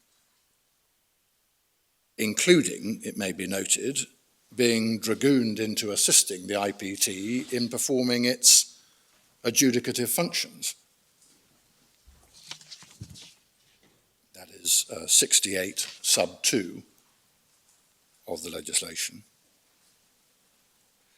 So it includes the commissioners, it includes reporting to the Prime Minister in certain circumstances, and it includes the Intelligence Services Committee in Parliament. We've set out all those other features of control, those other aspects interwoven with the IPT's functions in our case at paragraphs 19 to 23 and 35 to 36. And it is an overarching, an overall system involving careful and specific checks and balances, all of those elements within the Constitution playing an important role in the oversight of the activities of the SIAs. It isn't just about challenges and the resolution and adjudication upon disputes and complaints. It is about day-to-day scrutiny and oversight. And we've given a recent example of the IPT's engagement with the Commissioner in the Belhage case that we've referred to in our case at paragraph 22, where he was asked to provide assistance as to whether or not the evidence on the relevant issues before the IPT was entirely complete.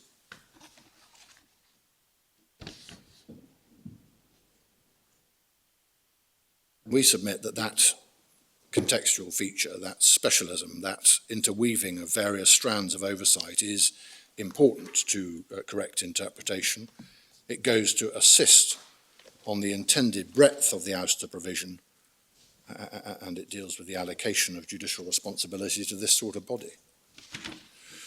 The second feature of emphasis in terms of the context is really a follow-on from the first, which is that the legislation sets up a bespoke system with provisions for and the introduction of bespoke rules, and even provision for bespoke appeals.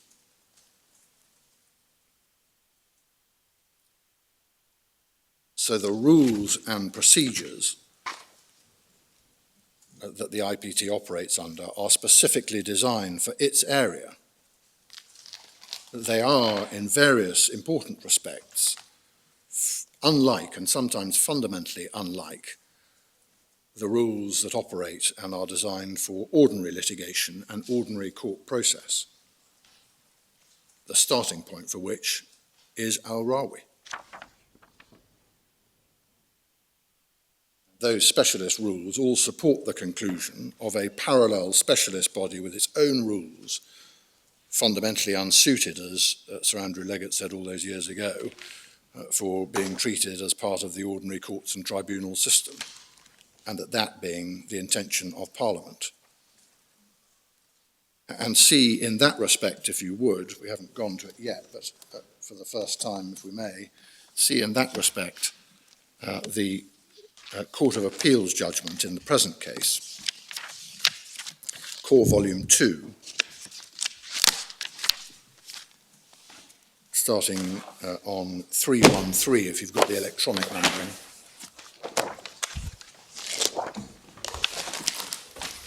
And the rules and procedures described, as it were, much of it by adopting Lord Justice Leveson's description in a divisional court. See the Court of Appeal, paragraph 5,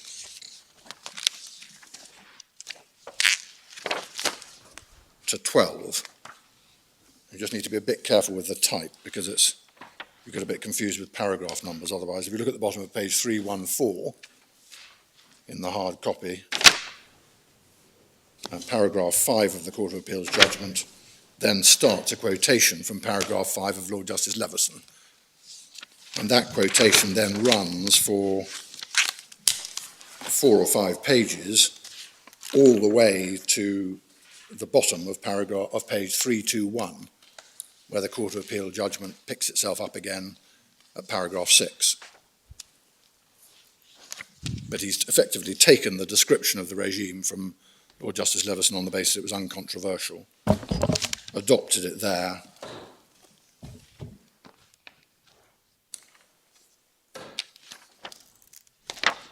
then introduced some analysis of their own about how that it was designed to work between paras 6 and 12, and then reaching the important contextual conclusion that they do at paragraph 12 on page 323.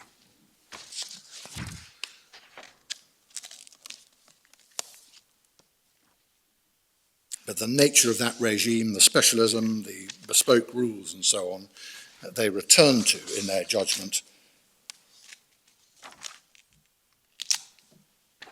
at paragraphs 24 to 35. So sorry, I'm misreading my own notes.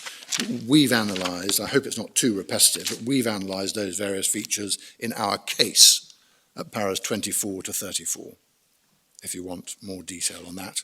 And we've given at 41 to 44 some recent examples of the operation of the IPT, but you also have the helpful note from the IPT itself, setting out how it works, put in before the divisional court, and that is in this appendix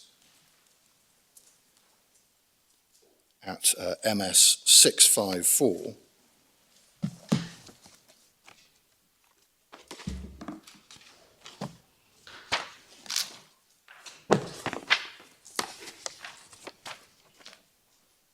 To 672. So effectively, what the IPT did below was to, and this was the limit, as it took a neutral stance on the issues that arose, but it provided that description. So if you want it from the horse's mouth, as it were, that's where you go for it.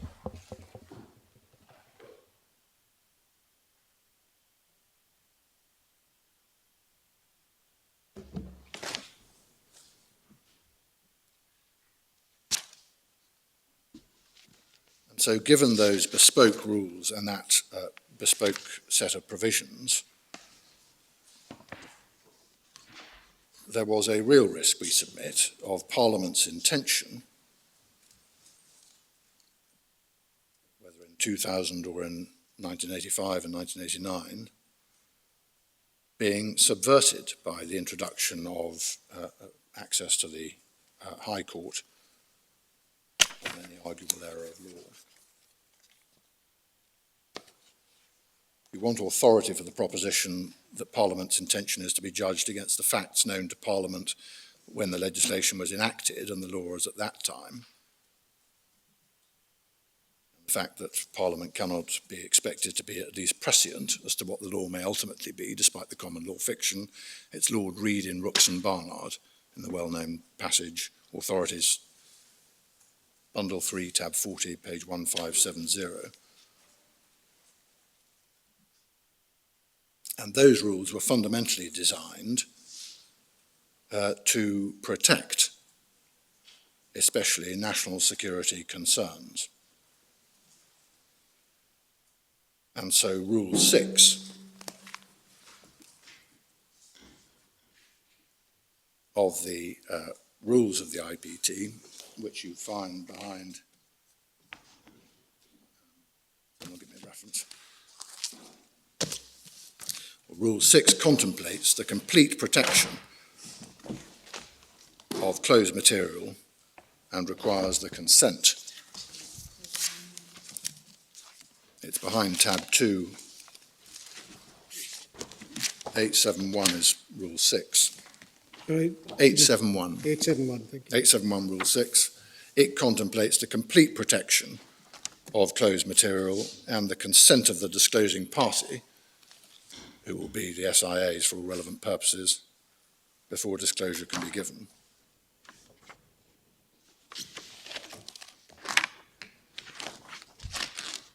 You see the structure of it, 6.1 and then 6.2 and 3.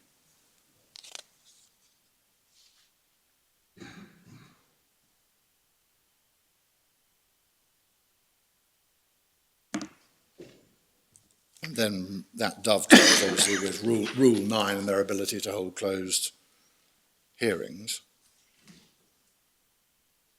That rule, that security feature, is described correctly, we respectfully submit, by the Court of Appeal in our case at paragraph 6 as, quote, a cardinal feature of the regime. And they also point out in that same paragraph that these features of the rules are expressly authorised by the primary legislation. So it absolutely runs through the primary legislation, expressly authorised by section 69 sub 4.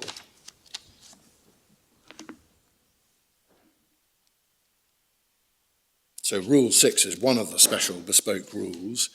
You've seen another of them, which is the manner in which effectively judgment is given or the result of the determination of the IPT is communicated. But no doubt on occasion it's possible to have some assumed facts and some judgments giving rise to issues of principle which are then resolved. But the determination of complaints and claims that they adjudicate upon has a special feature as to what they can and can't say at the end of it, specifically designed to protect the neither confirm nor deny principle, the NCND principle. And the statutory formulation is the one set out at 68.4 of the primary legislation on page 856,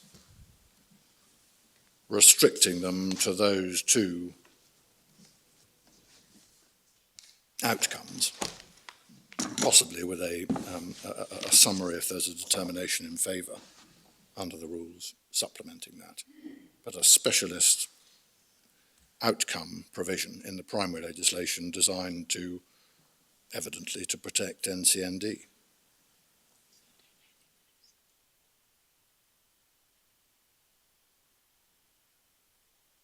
And one can contrast the position as it would be on a JR, challenging a decision of the IPT. Query, I'll come back to it, whether you could have a CMP of any description. That fundamentally, it might be thought, save in specialist particular legislative contexts, required the introduction of the 2013 Act.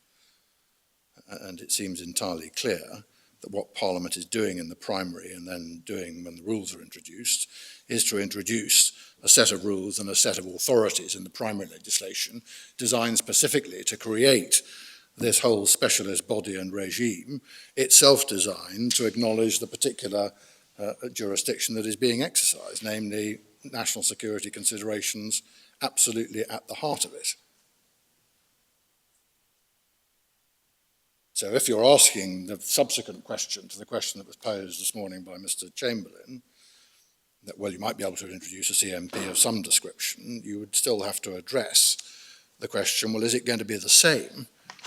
And if not, how is it going to work? Is it going to be the same? Is it going to have the same specialist features as Parliament has gone out of its way to describe in the primary legislation?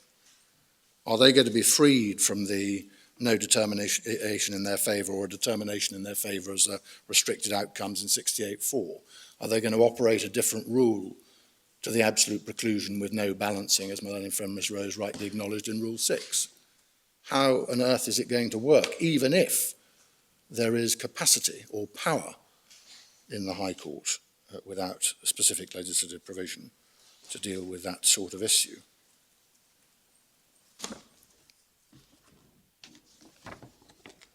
Could the courts call for the Commissioner to be involved in the way envisaged by 68.2? And that set of issues falls to be tested, we submit, on the basis that, as the appellants and the intervener claim, JR is wide open. It's any arguable error of law.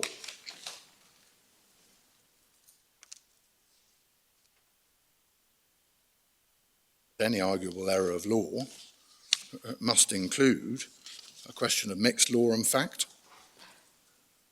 an error of fact made by the tribunal which is sufficiently clear to surmount the test of being an error of law,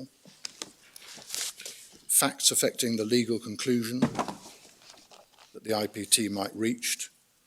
And we have, these aren't theoretical, we have a series of examples in the work that the IPT has actually been doing. I mean, even in the context of a case where it's felt able to give a judgment in open, it's invariably accompanied by a judgment in close as well, on assumed facts, you still have that divide. I mean, the liberty litigation that we cite, and indeed the IPT note in the note that I showed you earlier on, at paragraph 32, there are often conclusions that can be expressed openly, which are fundamentally dependent upon consideration of material which is and must remain closed. So one of the key features that underpinned the first of the liberty decisions, the example we give in our case, where the court, the IPT, were considering whether Article 8 was satisfied, the in accordance with law regime was satisfied in relation to Section 8.4 interceptions, so interceptions of emails and other communications traffic. One of the conclusions they reached was that it was of real importance to their conclusion that the Article 8 requirements of in accordance with law were indeed satisfied, that there were satisfactory arrangements in place at the relevant security and intelligence agencies, but that were, as they put it graphically, below the waterline. And that illustrates, for present purposes, that the idea that for the purpose of this process and working out how and whether this sort of specialist and bespoke set of rules can truly be transplanted into a JR context, even if JR is otherwise open, is extraordinarily difficult, if not impossible, because there's no mechanism for judging how that's going to work. And there are clear examples, as I say, that illustrate absolutely beyond peradventure that mixed fact and law does indeed arise. It's a live thing in the work that the IPT do, entirely unsurprisingly. But you'll be coming on to the new appeal to the Court of Appeal, Court of Session, under the 2016 Act. But that, as you know, is now accompanied by the ability, inter alia, in the 2013 Justice and Security Act to have a legislatively mandated closed material process. And I know my lords and my lady will need no reminding of the nature of the process.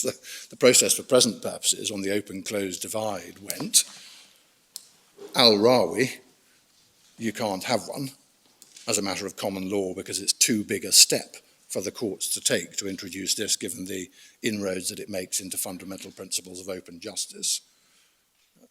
I attempted to reopen and re-argue that, in effect, in front of Mr. Justice Ousley in a case called AHK, seeking to make the point that JR was special from that perspective, and his conclusion was JR may well be special, but it ain't special enough, and the reasoning in al-Rawi continues to apply, and the consequence of that was the introduction of the Justice and Security Act 2013, legislatively mandating the processes that are now in place and that do enable those sorts of processes to take place. So the problem, the open-closed problem, exists at two levels. One of them is that, is there and was there in the contemplation of Parliament even the possibility of going into closed in a JR, A, and B, even if you overcome that hurdle, how is it going to work?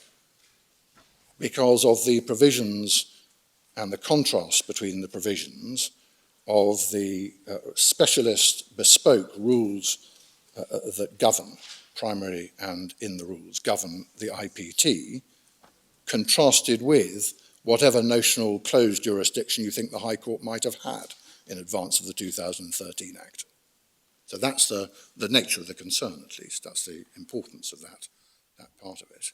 But we do not accept that that can be brushed away by saying, well, there are some cases in which the court might be able to exercise its reviewing function.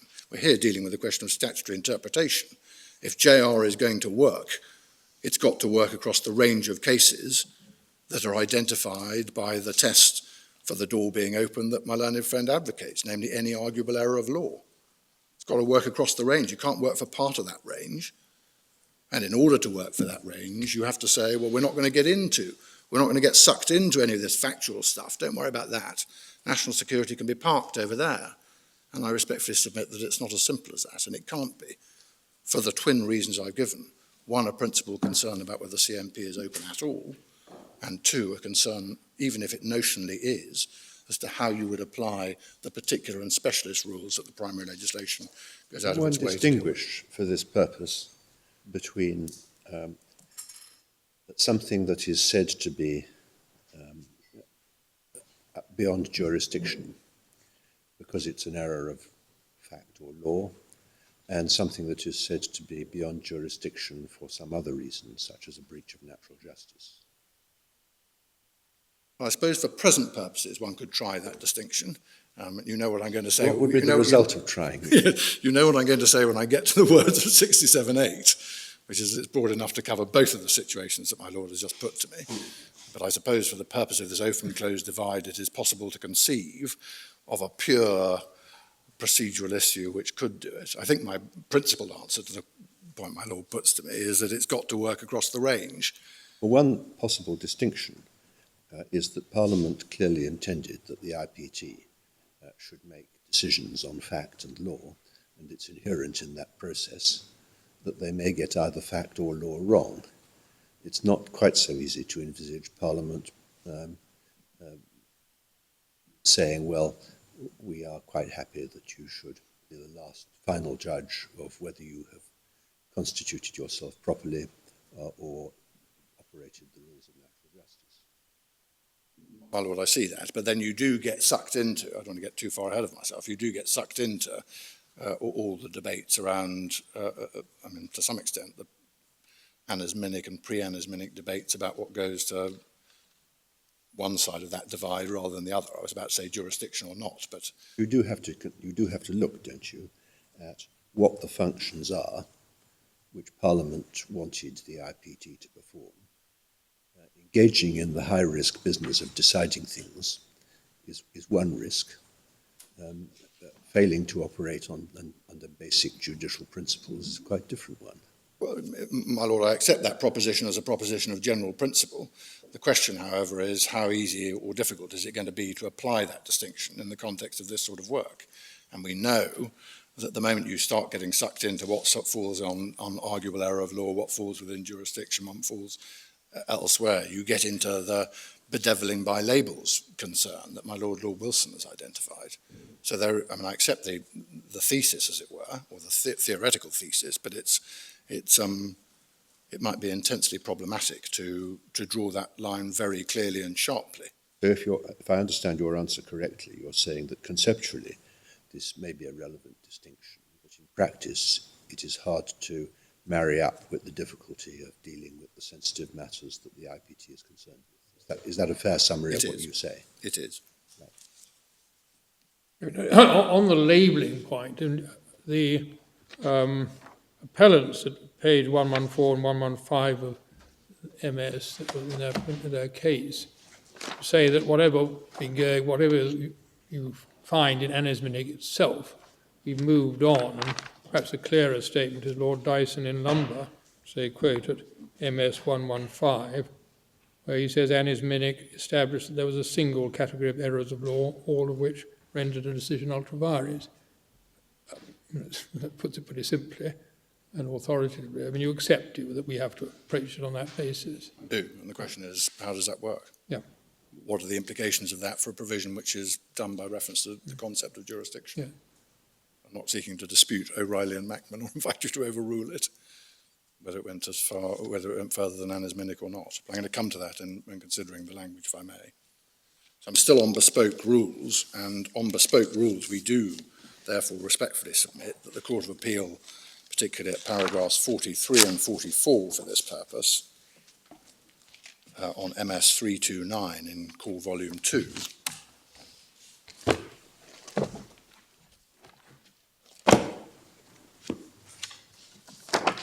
were plainly right.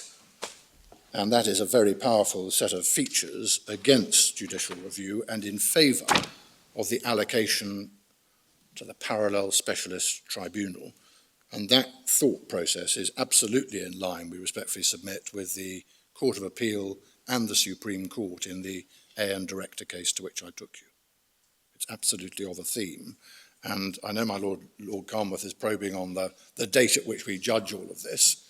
And to some extent, I think I agree with my learned friend Mr. Chamberlain, which is it's probably both dates that are interesting. But if one goes back to 1985, it might be thought that it would have been, and indeed the working premise of the entire primary legislative structure is that it's designed to set up a special bespoke set of rules to deal with the national security concerns flowing from the nature of the jurisdiction that Parliament confers as part of this new single legislative regime. Of course, there are later developments, as we know. One needs perhaps particular care to be exercised before imputing to Parliament subsequent to legislation developments. But in any event, even if it had predicted Al-Rawi and Tariq, that doesn't help the appellant. The case law will be well familiar to the court, and it contained, in a nutshell, as I've indicated already, a very strong rejection of closed material procedures in common law claims, including, in AHK, judicial reviews, because it was simply too big a step for the common law to take. It needed legislative intervention. There's absolutely no basis on which one can treat the subsequent legislative intervention in the 2013 Justice and Security Act as relevant to the issue of interpretation of what an act in 1985 or 2000 meant. But in any event, even if, and I've touched on this already in answer to a question my Lord Wilson put to me, even if something like the Justice and Security Act system can be assumed to be in place or in prospect, the regimes are themselves complicated. We don't need to delve into how JSA 2013 works, but there's a whole raft of provisions in the primary legislation and then in the underlying rules as to how that jurisdiction is to be exercised. But it isn't in any event coincident with the sort of constraints that Parliament has seen fit to enact in RIPA when setting up the process and procedures and the constraints on what they can and can't do in relation to the IPT. I mean, to take but one example, the JSA 2013 applies to national security material only. So you can't get a CMP, you can't get a Section 6 closed material process under the 2013 Act unless it's national security, as you will recall from the case about that was here recently on that issue. The limits of Section 6. It's only NS material and not the wide range of material damaging to the public interest, which the IPT considers, and you'll recall the various aspects of the public interest which are engaged in its work from Rule 6.1 that you saw a minute ago. They've got no equivalent to Rule 6. They've got rather a Section 8 process and balances and all the rest of it engaged in that. There's no equivalent to the determination in favour or the determination against limitation. And there are differences, as we pointed out in our case, at the level of remedial discretion in relation to what the IPT can do, sometimes narrower, sometimes less narrow and broader than what the High Court could do under CPR Part 54. My learned friend, Mr. Chamberlain, says, well, I think says this morning, look at Lord Justice Wolfe in Raymond, and we'll have to check at some point whether the bill had been drafted and published a little in advance of 2 months before actually being enacted to see whether it's even accurate as a temporal point. But it doesn't, we respectfully submit, alter the fundamental points that I've made about the true nature of the RIPA regime and the rules enacted under it and the limitations that they impose. Nor does the recent Harrow-Lambos decision solve all the ills at a swoop by indicating that it would be absolutely fine on a judicial review and Parliament must be taken to have assumed, even if it could have predicted Harrow-Lambos, Parliament can be taken to have assumed that it would be absolutely fine in a judicial review of a decision of the IPT, which did involve the court looking at fact as part of an error of law jurisdiction. We respectfully submit that that's quite a leap in its own right. But in any event, that decision was only reached by the Supreme Court because, as Lord Mance put it, at 59 of Harrow-Lambos, I'm not going to turn it up, but Harrow-Lambos is bundle 8, tab 94, page 3525, because of, quote, Parliament's evident understanding and intention as to the basis on which judicial review should operate, i.e. with the CMP. Whereas the position in RIPA is plainly different. Here we have a clear ouster, for one thing. Secondly, we've got a whole bunch of specialist rules of the kind I've indicated, which do not sit well squarely or at all with JR simply being open, and Parliament can be assumed to say JR is open. Much more likely, and this indeed is the fundamental premise on which the primary legislation proceeds, that Parliament would have thought, as Mr. Justice Ouseley did, that it's an enormous stretch, and would be an enormous stretch, for the common law to invent CMPs where none previously existed in judicial reviews, and that's why we're legislating as we are. That's why we're creating the powers and the panoply of rules that will enable this specialist body to perform its specialist function. So that's the second of the contextual points, bespoke system with provisions for bespoke rules. The third of them is to reinforce, and I can take it shortly because it was the subject of consideration in the A decision, A and the director decision. Third submission is that what Parliament did in 2000 was to set up an equivalent system to the High Court's JR jurisdiction, but in the IPT. That's fundamentally what they were doing. And of course, the more like the High Court, the IPT structure and jurisdiction is, the more support it provides for the bespoke and exclusive intention of Parliament being to create this parallel regime. And our short submission is that it is very like, for precisely the reasons given by the Supreme Court in A, and for precisely the reasons given by Lord Justice Leveson in the Divisional Court judgment at paragraph 41, and for precisely the reasons given by the Court of Appeal in our case at 45 and 46, with the reliance in 46, if one just goes to the Court of Appeal for this purpose for speed and convenience, if you just go back to paragraph 46, or 45 and 46, 330 in the MS numbering,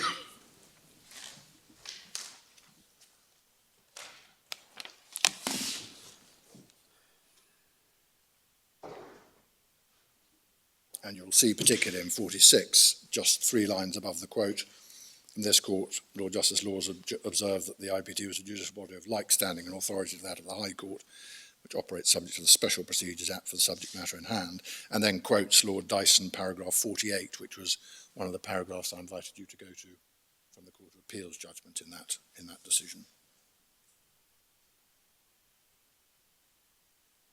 So the IPT has, as the courts have concluded, all the necessary powers, and indeed some that go wider than the High Court's powers on a judicial review, including, for example, remedial discretions and so on, and in some respects are different from those that the High Court would be exercising under Part 54.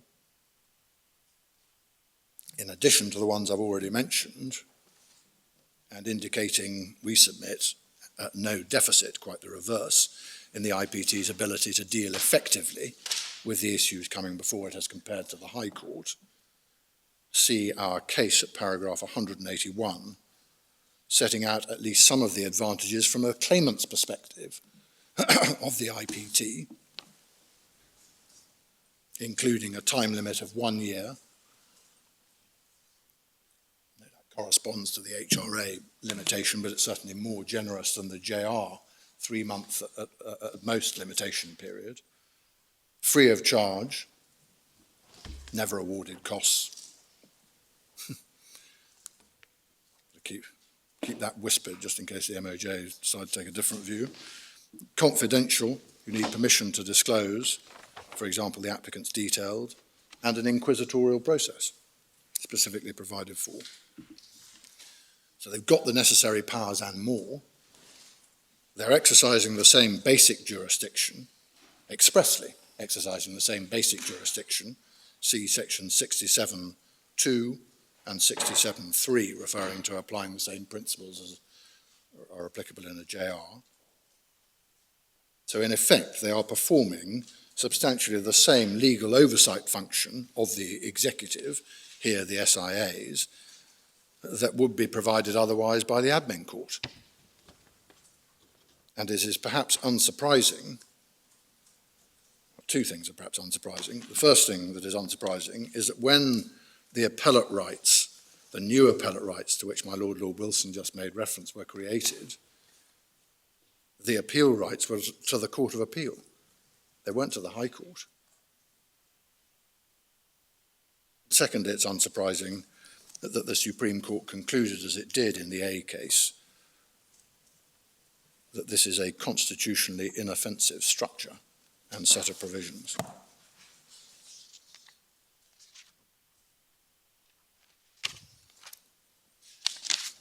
Can I turn fourthly and finally in relation to the contextual points to the appeal provisions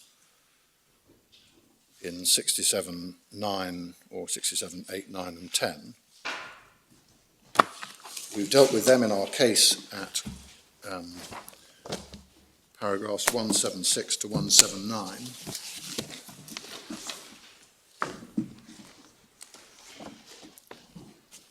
And the appeal provisions themselves are 855 behind tab 1 of the first authorities bundle, if you want them. Sorry, which 855, my lord, I'm so sorry, I'm directing my speech aright.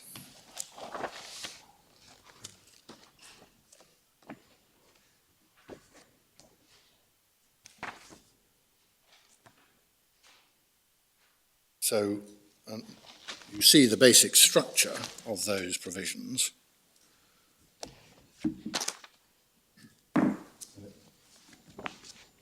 There is a duty, and I'll come back to the coherence of this in a moment if I can offer some thoughts and then no more, because there isn't a clear answer to the coherence point. But you see the basic structure in 8, 9 and 10.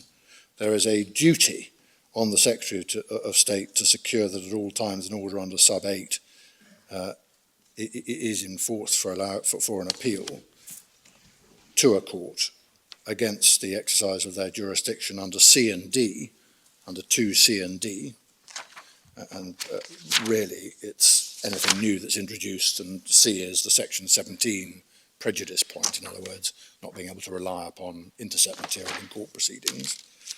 But A and B are not subject to that duty.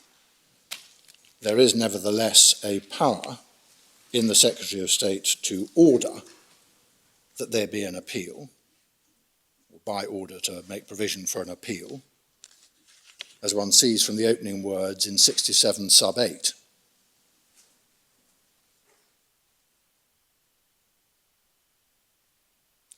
And it might be thought that for present purposes, the critical thing to bear in mind, and it's on the theme of bespoke provisions and so on, the critical thing to note is that in either of those events, in other words, whether the Secretary of State is complying with the duty under 9 or is exercising the power under 8 in relation to appeals, this bit of legislation makes provision for the body which is going to hear those appeals to be set up with the same set of protections that are fundamental to the exercise of the IPT's original jurisdiction. And I get that from the powers that are conferred in sub 10.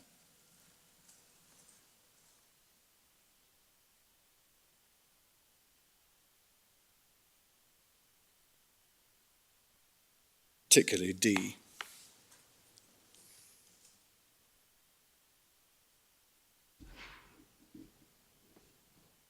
So there's a limited duty to create an appeal in certain circumstances, not ours, because they only applied to C and D.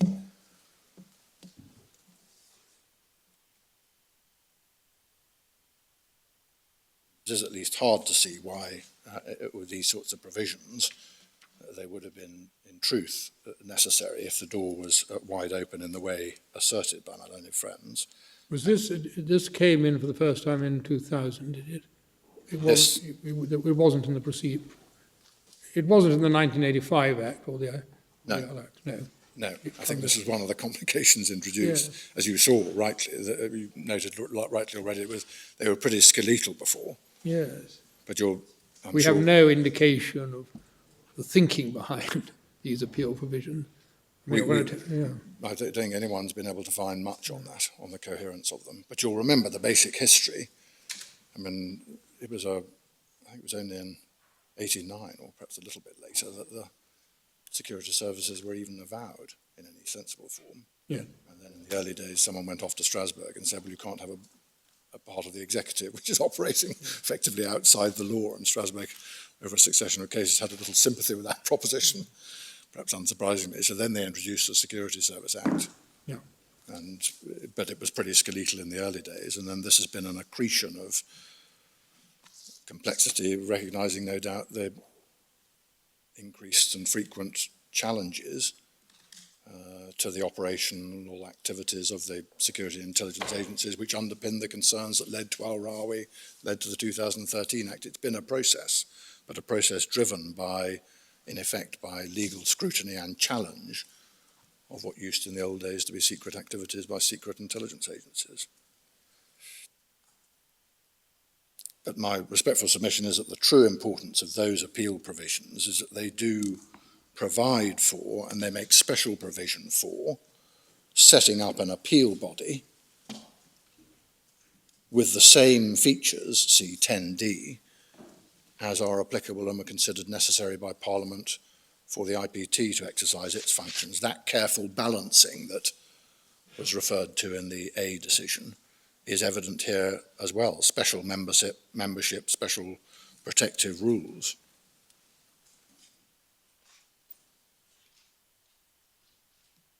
We don't know, and we haven't been able to find, to come to the coherence of the distinction between the duty and the power.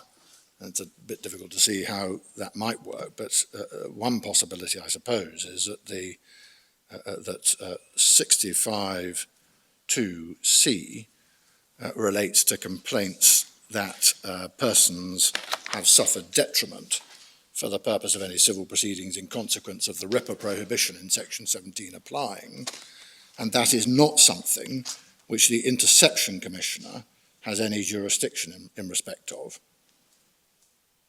Now, whether that provides some sort of coherence for introducing a duty to introduce an additional layer, because you haven't got the oversight of the Commissioner, you haven't got that element, it at least may provide something of an explanation. But we know, Sir James, the extent to which proceedings falling within subsection 3 have been allocated by order of the, or by provision of the Secretary of State? This is the subcategory D. Well, I'm sorry, I missed that. Do we know the extent to which? To which provision has been made under 65(2)(d) for allocation of specific proceedings? I think none. None? I think none. Thank you. Is that right? I'll double check, but I think none. Thank you. I was going to give you some references as the final point, well, it may not be quite the final point, but maybe a convenient moment, to the new appeal provisions under the new Act. They are in Authorities Bundle 2, tab 22, MS. Sorry, I'm going to try and that's. I think it's MS 1300 1300.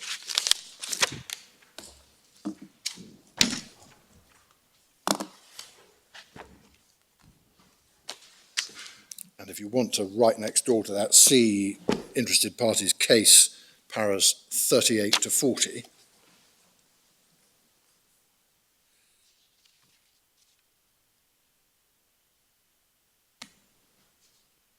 So the features are on a point of law to the Court of Appeal in England or the Court of Session in Scotland, not to the High Court, subject to a special permission or leave threshold, with which some of you will be familiar, looks remarkably like the CART threshold, second tier appeals criteria, so it isn't just any error of law.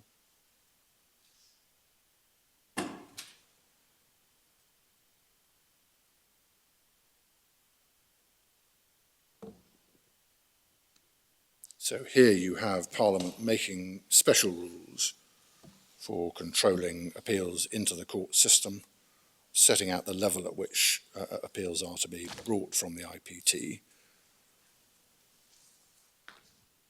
and making provision for there to be no appeal from decisions relating to procedural matters, 2423.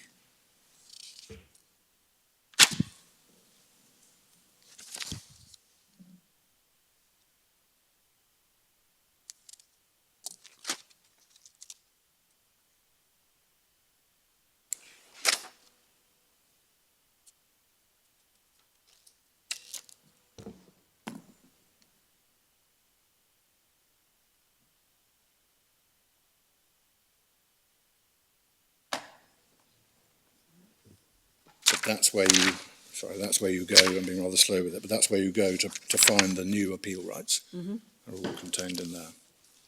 That's we respectfully submit is consistent with the complete code, Parliament deciding to create a new regime and doing so in that way with its own specific and bespoke appeal structures. And of course, as I've indicated, that sits alongside the powers now in the 2013 Act to have a CMP. Does that look like a convenient moment? It is. I've got a big heading saying language, which is going to be next. Let's get on to language at 2 o'clock. Very well. Yep.